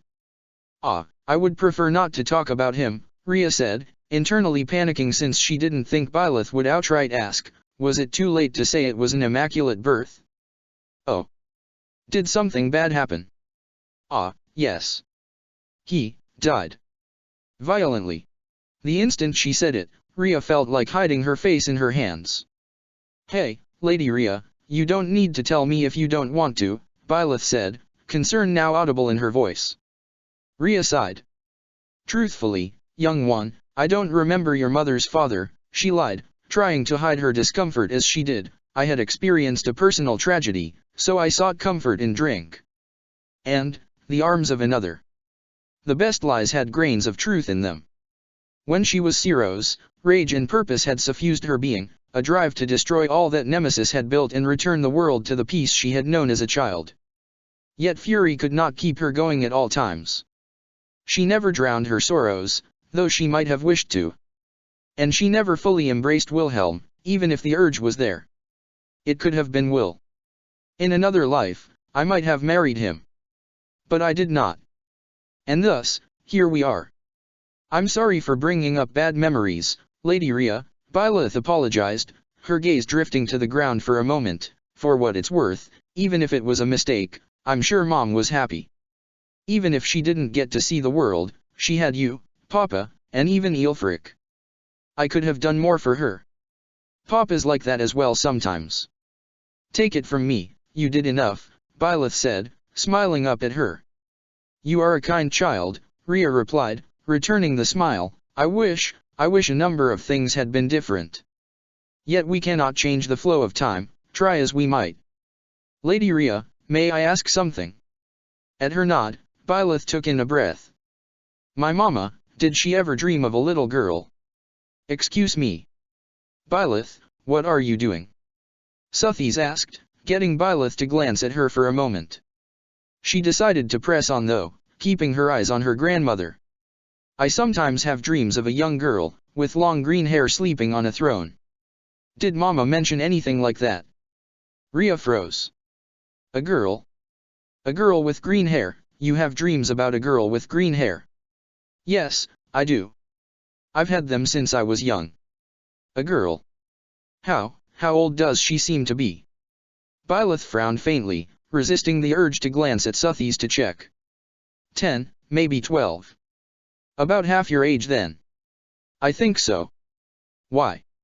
Rhea felt like sighing. She also felt like cheering or maybe even screaming. She was feeling a lot of things at the moment, and one of them was her mentally cursing herself for forgetting the extremely basic fact of her own species' biology. Nabateans mature slower than humans. How in the world did I not realize that is, has anything happened in these dreams? You said she was sleeping. Has she ever been awake? For some reason, Byleth felt a sense of dread at the question. And no, she, sometimes seems like she's stirring. Of course. Of course, I should have realized, Rhea murmured, frowning in thought as she looked away from Byleth, this whole time. Is something wrong? Byleth asked, still feeling strangely nervous. No, not at all. Everything is perfect, Rhes said, smiling as she stared at Byleth. Byleth felt as if she wasn't smiling at her. I think I should get back to my room now. I still need to finish that letter. And I should get some rest. Actually, Professor, do you think you could come with me? Rhea requested, still smiling at something only she could see. It has to do with our family. What do you mean? I mean, as I say. I have something to show you that I believe will answer a number of questions you have about our family and our people. Byleth frowned. Can't you just tell me what you want to show me? It would be easier to show you. A painting is worth more than mere words, and there are some secrets that need to be unveiled directly for them to be understood. She smiled. I promise, it will not take long. You can come back and write your letter right afterward. Do not go with her, Suthies urged, and Byleth felt herself agreeing immediately. Maybe we can go tomorrow? Byleth asked, as she took a step back. There's no need to worry. I swear to you I only want what's best for you and our people. Why do you keep saying our people? Byleth asked, feeling uneasy. That is what I want to explain to you. The truth about everything. About me, about your mother, about you, Rhea said, gesturing towards Byleth with a genuine smile that just made the professor all the more unnerved. I want to share it all with you. You'll understand everything once your eyes are opened to the truth. There you are, Rhea. Both women paused in their tracks as a familiar voice cut through the tension, before they turned their gazes to Geralt, who raised an eyebrow at the sight of Rhea and his daughter. Is something going on here? Ah, Geralt. Hi Papa, Byleth greeted, moving away from Rhea and promptly hugging Geralt, earning a blink from the Knight Captain. Hey kid. Wasn't expecting you to be so huggy, he replied, wrapping his arms around his daughter with a small smile, before looking over at Rhea. What were you two talking about? Nothing important. I was taking a walk with Byleth and asking her about her classes, Rhea answered, frowning faintly as Byleth gave her a glance, her gaze questioning. Perhaps I shouldn't have lied immediately.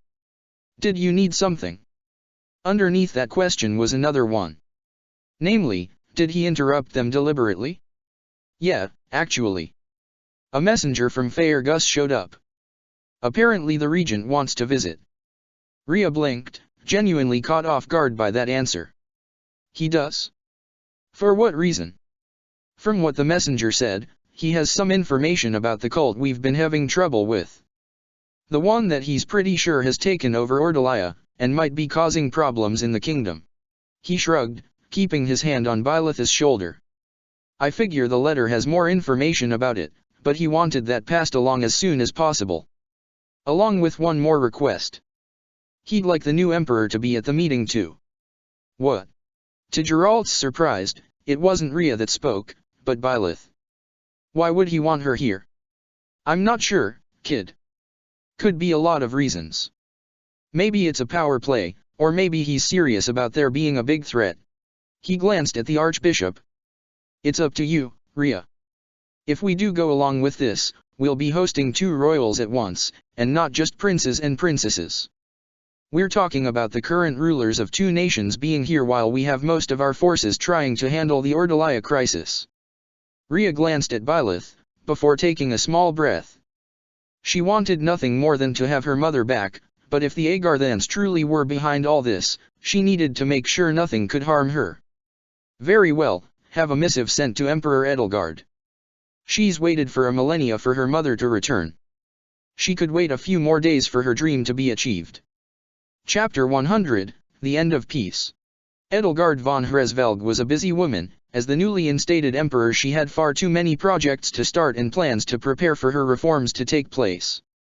So when she received a letter from the Archbishop asking for her presence at the monastery, she almost declined on the spot. After all, what kind of emperor would she be if she came scurrying at Rhea's beck and call? When she received Byleth's letter asking for her to come back to the academy, however, she immediately began preparations to go.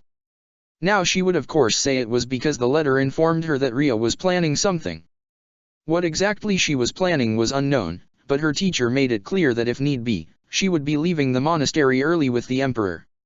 So clearly it made sense for her to go and help her. For Hubert and Monica, however, it was obvious she just wanted to see her professor again. Regardless, this was still an official diplomatic meeting, so Edelgard prepared herself.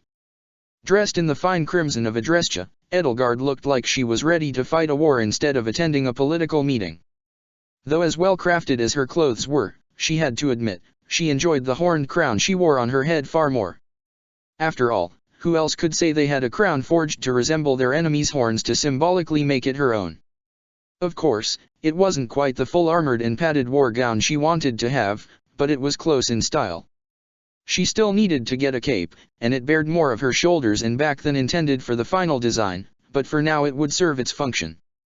I must admit, I've returned far sooner than I had imagined. I wasn't even sure if I would be back for the graduation ceremony. Edelgard mused, looking out the window as her carriage began to pull into Garreg Mach. It's a shame we won't be able to stay for long, Monica noted, looking outside as well. For the best, especially given the professor's apparent request, Hubert remarked as he closed a book he was reading. Whatever it is that Ria is planning, we must be careful. I trust you two can handle ensuring the professor gets out safely while I speak to Ria. Edelgard asked, glancing at her friends. Of course. Leave it to us. Smiling at their prompt responses, Edelgard felt the carriage come to a stop. Getting up when Monica opened the door for her, she walked down, prepared for whatever happened. Edie.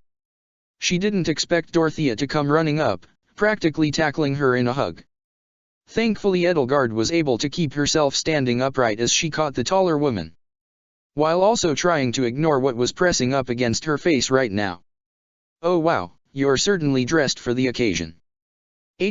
Yes, it's only befitting my position, Edelgard responded, blushing as Dorothea backed away, plainly checking out her outfit. I'll say. You look gorgeous in that. And the horned crown looks really fierce on you. Good, I was hoping to give that impression. Better to put a firm foot forward in whatever negotiations Rufus has planned. Right, I heard about that. Funny, you'd think the person asking for the meeting would show up early, Dorothea said, letting out a huff. The Blue Lions don't even know when he's showing up. They don't. She frowned. Not even Dimitri. Not from what I heard. I know he should be here, but, oh, wait, here's something more important, Dorothea interrupted herself, grinning as she spotted a certain professor walking towards them. Edelgard, meanwhile, blinked because her professor appeared to have her arms full of at least 5 bouquets of flowers. I see she's happy I'm visiting. Hello there, Emperor Edelgard, Byleth greeted, smiling at her. The two stared at one another, silent for the moment. Neither was quite sure what to say next. So, I got these for you. And one for Hubert and Monica as well. Saying this, she handed out 3 of the 5 bouquets. Edelgard had to admit, it was interesting seeing how nervous her professor was right now. And the other 2? Hubert asked, far too amused right now. Oh, one for Dorothea too, Byleth said, handing it over to the songstress. And, I guess I have one extra, so you can have it as well, Edelgard. Thank you, Professor, Edelgard responded with a smile, holding the 2 bouquets close to her chest. So, how have things been? Well enough. Ria scares me now. Byleth's blunt statement got Edelgard to stare at her in surprise. Excuse me. I'll explain in a bit. We should go somewhere private, Byleth suggested, before turning around and walking away. I suppose I'll be following Professor Byleth then, Edelgard noted, before turning to her retainers. Monica, please alert Seath to our presence and let him know I will be right with the Archbishop. Hubert, keep watch so no one eavesdrops or attempts to interrupt us. At once, Lady Edelgard. Of course, Your Majesty. With their responses given, she turned to Dorothea, only to pause when the songstress gave her a kiss on the cheek. Have fun with Byleo and be careful with Ria. I don't know what she wants exactly, but it's enough to worry our professor. I'll be careful. Thank you for the concern, she replied with a smile of her own, before giving Dorothea a kiss on the cheek in turn. Heh. Someone's gotten bolder. I'm an emperor. Remaining a blushing schoolgirl would be foolish of me. With that said, on she went to follow her professor into a secluded part of the monastery. And to her surprise, another person happened to be waiting for them. Though perhaps she shouldn't have been that surprised. Oh, hello Shay. Hey. Shay, who was leaning against the wall in the storeroom with her arms crossed, possibly in some attempt to look intimidating or cool, raised a hand in greeting. So, alright, I'm going to just get this over with. I'm sorry. I must admit, I didn't expect to hear that. Look, I still have problems with you, but I talked to Kronia, and well, I don't want to be a hypocrite. I see. Well, I want to apologize as well. My actions put you and the professor in danger, and I will forever regret doing that to you too. Yeah, you can save the apologies. I'm still not happy with you taking Byleth from me. What? Edelgard and Byleth said in unison. What? Nothing. Shut up. I'm not upset. Edelgard, despite the situation, felt a small smile creep up her face. Didn't you give me your blessing to marry Byleth before, Shay? Byleth blinked at that while Shay stiffened. That was said before she almost died and now I feel weird about it, so shut up. Ah, my apologies, I didn't. Look, Byleth has things to tell you about Rhea being weird, so, yeah. Listen to her. Not me. Well, aside from when I agree with her about how we need to get out of Garreg Mach and maybe smuggle her in your carriage. Speaking of, do you have secret compartments in there or do I need to carve one? The carriage has a secret compartment under one of the seats. Wait, really? Byleth asked. Yes, it was prepared if we ever needed to smuggle something. Though I doubt Hubert would have expected it to be a live human. It can fit a fully grown human body, Hubert commented from the doorway. Oh, can it fit too? Shay asked. Not without effort. And perhaps a saw. Ah, damn. Couldn't you just warp after us? Byleth asked, giving her sister a confused look. Of course I can. I was thinking Dorothea would be in the compartment with you. That sounds uncomfortable. So you're saying you don't want to be up close and personal with Dorothea for a long stretch of time? Not while we're in an enclosed space and attempting to travel without being detected. Dorothea is an Adrestian citizen, Hubert pointed out. We can have her ride in the carriage with just about any excuse. Yeah, but that's not as fun, Shay complained. Before we continue any plans, can someone please tell me what Rhea is planning? That's the thing, I'm not exactly sure. I was talking to her a few days ago and, do you remember that ability I mentioned having? At her nod, Byleth continued. I mentioned something along those lines to Rhea and, it was like she was no longer looking at me. As if I didn't exist anymore, and, she kept mentioning something about our family, as if it was some massive secret she held. Edelgard glanced at Hubert for a moment. I see, my teacher, for the sake of honesty, there is something I haven't mentioned which I believe is what Rhea wished to tell you. Of course you know. Shay huffed. Shay. Byleth frowned at her sister. I'm not saying anything. Bleh, okay, so what's the secret you know this time and never told anybody? Shay. Don't you use a sad voice, you know I'm weak to that. Rhea isn't her true name, Edelgard stated, deciding to cut through the byplay. Her true name is Siros. Or, perhaps more accurately, the Immaculate One. That's a stupid name, Shay commented, frowning. Why is her being clean so important? The Immaculate One is the name of the divine beast that allegedly aided the saints during the war against the King of Liberation, Edelgard explained, ignoring that, more accurately, it is the name of a dragon. Is that what she meant by our people? Byleth murmured, frowning to herself. Wait, hang on, Byleth is a dragon. Shay exclaimed, her eyes going wide. How does that work? She doesn't have scales, I know that much. She wouldn't, Edelgard commented. From what I know of Rhea's kind, they have two forms, human and dragon. Though the humanoid form is noted to have green hair, green eyes, and pointed ears. Oh.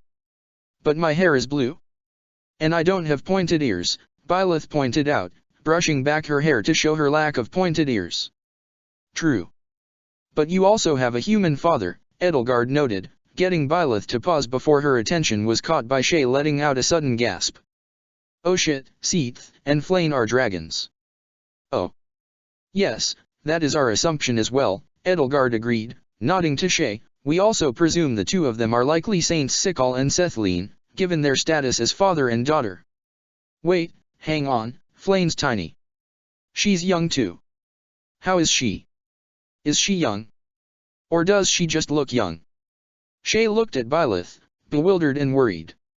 And Byleth was thinking about a lot of things at once. Like the question of how her mother's body was intact after years of being dead. Or how Rhea directly stated her mother gave her heart to her. Which didn't make sense, if she was human. But if she wasn't? She felt her chest. Her heart still didn't beat. But what if it wasn't a human heart? Did Rhea's heart beat? Did Seath's? Flayn's? And then there was what Bias said. That she was the fell star, that she was a vessel, and Byleth felt dizzy as her mind started making connections because Siros started the church, The Immaculate One was a servant of the goddess, Sothis was the name of the goddess, that's why. That's what she wants. Rhea wants me to be the vessel of the goddess. What? Edelgard stared at her professor, her eyes wide. What are you talking about? Bias, she knew, how did she know? She knew, she called me empty, an empty vessel for. Hey, bye. Byleth blinked, feeling Shay's arms holding her up. I'm okay, I'm alright, why didn't I think about this earlier? The pieces were all there, she looked up at Sothis, floating at her side as always. And yet, the spirit's gaze was different from usual. Her usual immaturity wasn't there, instead, there was a sort of resigned acceptance. Did you know? No, of course not, Edelgard answered, thinking Byleth was talking to her while her own mind raced with the sudden information. Professor, what did you mean? About Rhea wanting you to be Lady Edelgard. Edelgard nearly cursed, turning to see Monica, who looked apologetic. Rhea wants you up at her antechamber as soon as possible. She sent Gilbert to help escort you and I don't know if I can distract him. No, that's fine. I'll go with him, she decided, before looking at the Eisner sisters. Professor, are you going to be alright? I think I need to think about things. Byleth sighed, putting a hand to her aching head. Hey, I'm sure you can just rest for a while, right? Shay looked at the former Eagles. We can meet up with you guys later. I'll get Byleth back to her room, she can rest, and then I'll figure out whatever we gotta do to get out of here, okay? That sounds good to me, Edelgard agreed, nodding to her. We can discuss Rhea's intentions once we have Professor Byleth in a safe place. I have to imagine I can make the excuse of wanting to meet up with our classmates if we need an excuse. Right, yeah, that works. I mean, hey, they probably would have been over here already if Dorothea didn't ask them to give her some private time with you, Shay remarked. Well, I'll make sure to thank her later, Edelgard said, before glancing at Byleth. I still don't understand what you mean about Rhea attempting to make you into a vessel, but I promise you I won't let her harm you, my teacher. Thank you, Edelgard, Byleth replied, though she still looked stressed. Nodding to her, Edelgard left, prepared for whatever was to come. Alright, come on, let's get you to a bed, Shay said, helping Byleth walk as they went to the dorms.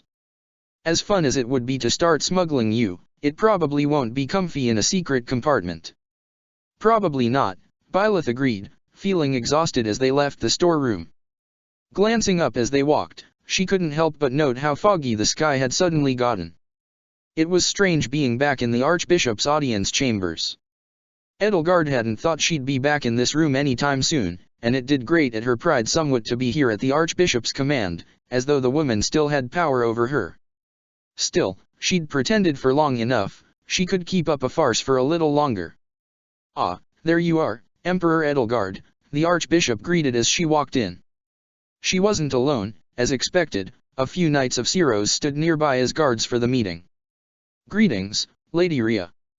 My apologies for my tardiness, I wished to catch up with my classmates and lost track of the time.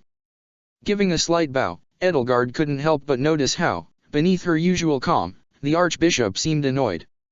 Maybe impatient? If she did intend for Professor Byleth to be used as a vessel of the goddess, perhaps she wanted to get whatever ritual she needed to perform over with sooner rather than later?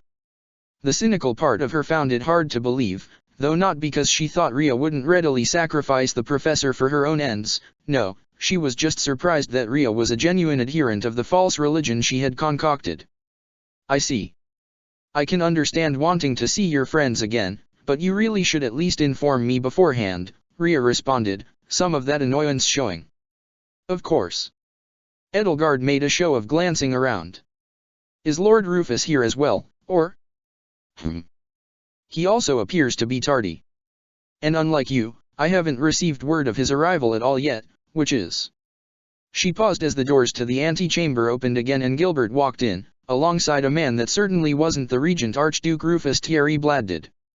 Instead, the man that came in didn't look particularly noteworthy at all. He dressed like a priest, though in Kingdom Blue instead of Syros White, and his features were decidedly average, with his hair being the most common shade of light brown found in Fodlan. And who might you be? Rhea asked, frowning. My name is Miles, Lady Rhea, and I am the kingdom's representative at this meeting. The man smiled, and for some reason, it seemed uncomfortably familiar to Edelgard. I bring a missive from His Majesty regarding some very important issues he would like to bring to your attention, Lady Rhea, and Emperor Edelgard. Then why isn't he here himself? Rhea demanded, her irritation obvious. Rufus asked for this meeting, he stated he would be here, so where is he? His Majesty is a busy man, Lady Rhea, Miles answered, he is ruling an entire nation, and cannot be drawn away by a mere meeting when a representative could suffice.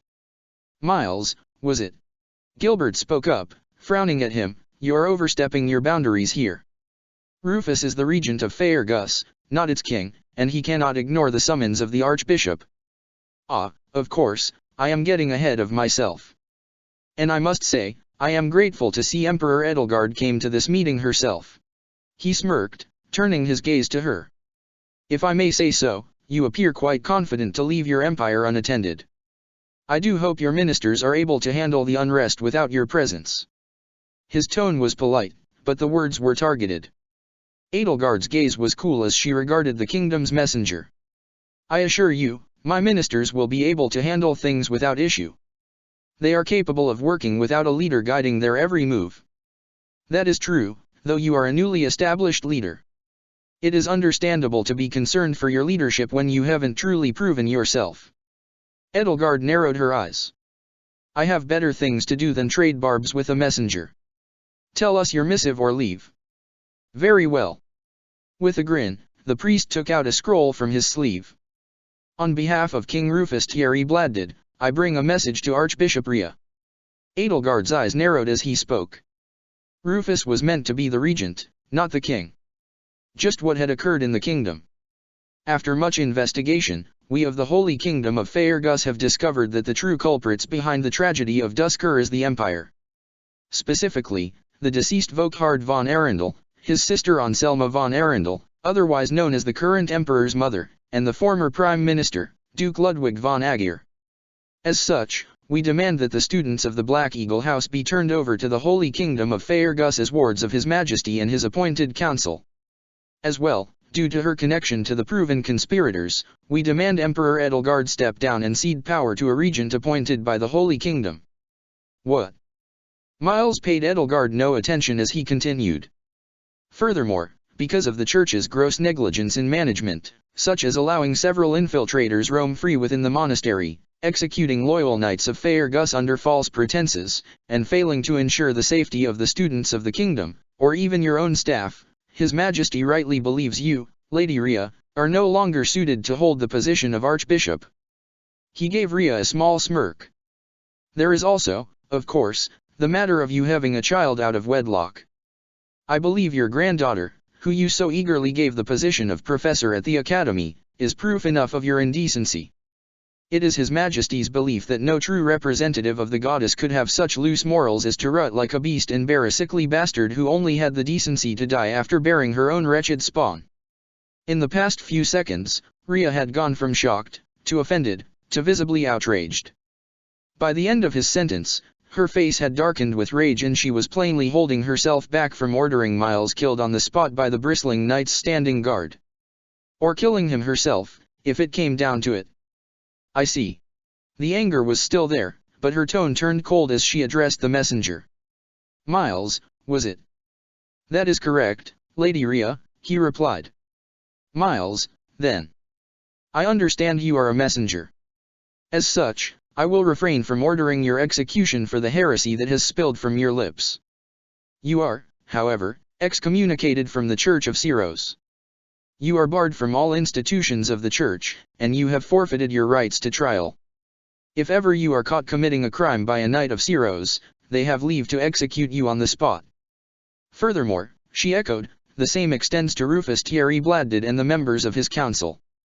I will also add that he is to be removed from the throne of Faerghus and exiled from the lands of Fodlan by the end of the week, or the nation of Faerghus shall be recognized as illegitimate and all lands and titles will be stripped from its nobility and returned to the Empire of Adrestia, which shall have the full support of the Central Church in retaking its stolen lands.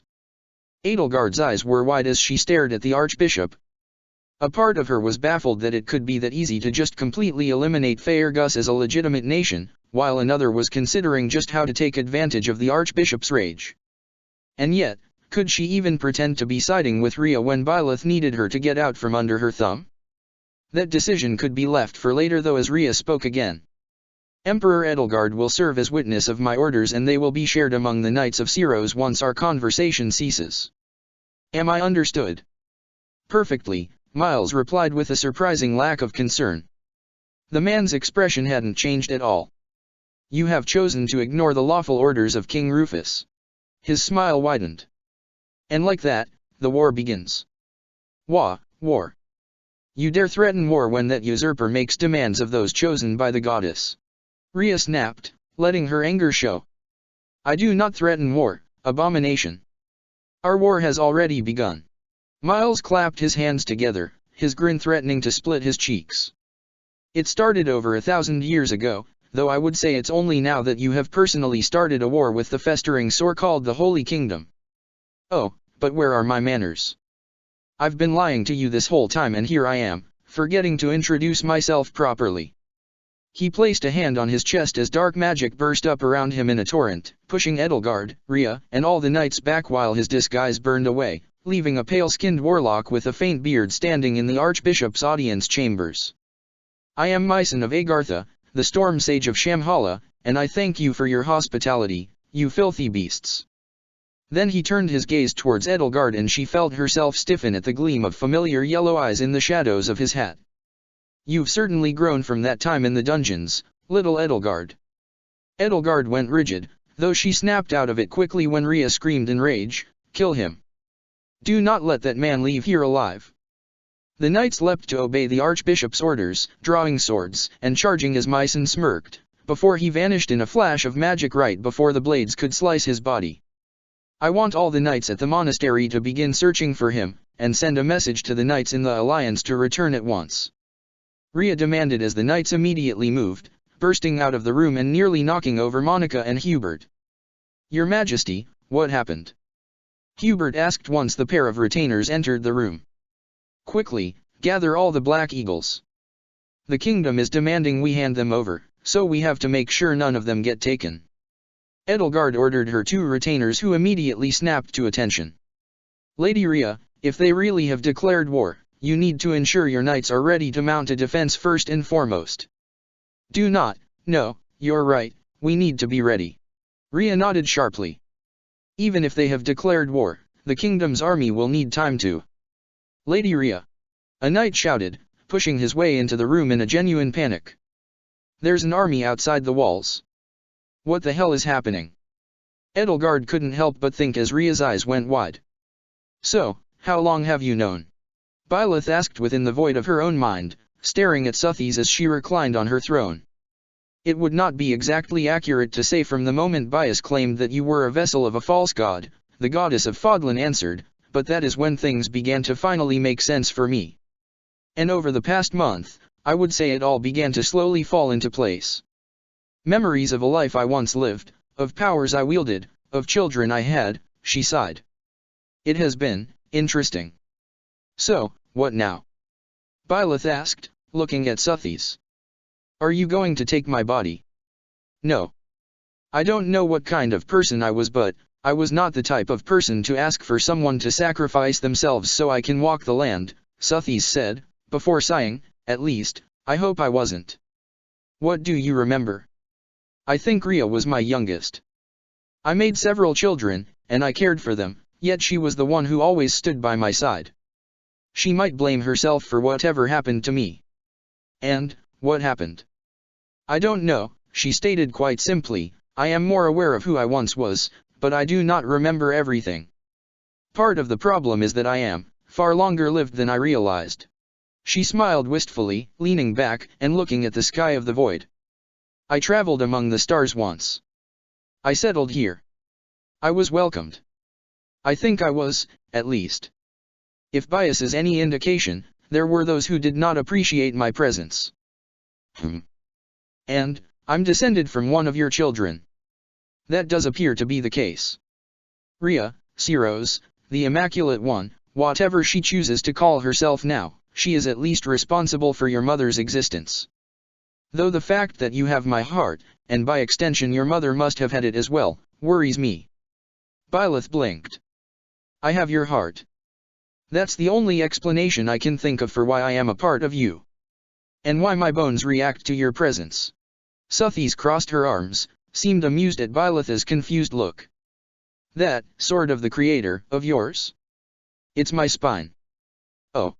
Byleth wasn't sure how to take that. It's good I didn't throw it off the goddess tower then. Yes, I would have been quite cross with you. Actually, how is it your spine?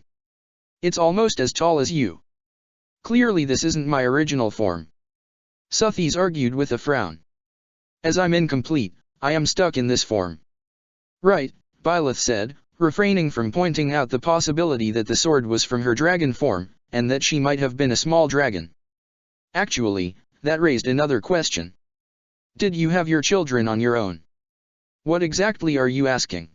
Suthis questioned, raising an eyebrow at Byleth. I want to know if there was a papa dragon involved.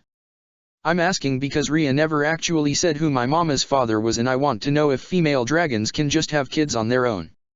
Suthis pinched the bridge of her nose. I am capable of creating life on my own, yes, though I doubt Rhea is capable of doing the same, given that she clearly is not at the same level of power as I once was. I don't know if a Nabatean could reach that level of power given how little I remember of my previous life, but, at best, she could probably make some sort of artificial life through alchemy. She sighed. That is likely the true origin of your mother. A homunculus, made with my heart in an attempt to resurrect me. Oh. That does make sense. Thank you for explaining. Why do you sound relieved? I was starting to get worried I could get spontaneously pregnant, and I'm not ready for kids, Byleth admitted, before tilting her head in thought. I'm not sure if I want kids. I like teaching my students, so maybe? But I think there would be a lot more involved and I'm kind of worried I wouldn't be good at any of it. She paused. Why are you covering your face? Suthis let out a deep sigh into the hands she had pressed to her face, her exasperation obvious. I explained to you the likely origin of your mother and your first concern is if you are capable of immaculate conception. I think it's a valid worry. Rhea's title is Immaculate One, isn't it? That's not why she's named Ugg. Okay, I'm not going to get angry, it's not your fault you don't have any context for any of this. It is your fault that you're this stupid though, she grumbled, or maybe it's Geralt's. Hey, Papa was a good teacher. No, he wasn't. He was a decent parent, but I cannot say a man that hid basic realities of the world in which you live is a good teacher. He tried his best. Given the situation he was dealt, yes, but that does not mean he didn't make mistakes. Suthis huffed. But we can talk about that later. For now, you should probably awaken and see how exactly smuggling you out will go. Right, and, regardless of who you are, I'm glad I met you, Suthis, Byleth said, smiling at her friend before closing her eyes to awaken. Only to end up jolting awake when a boulder came crashing through her door. Suthis, how long have I been asleep? I don't know, half an hour. The diminutive goddess exclaimed, staring in shock at the massive rock smashed into the doorway to Byleth's room. As for the professor herself, she had just one question: what the fuck happened while I was sleeping? Check the description for the links to the author.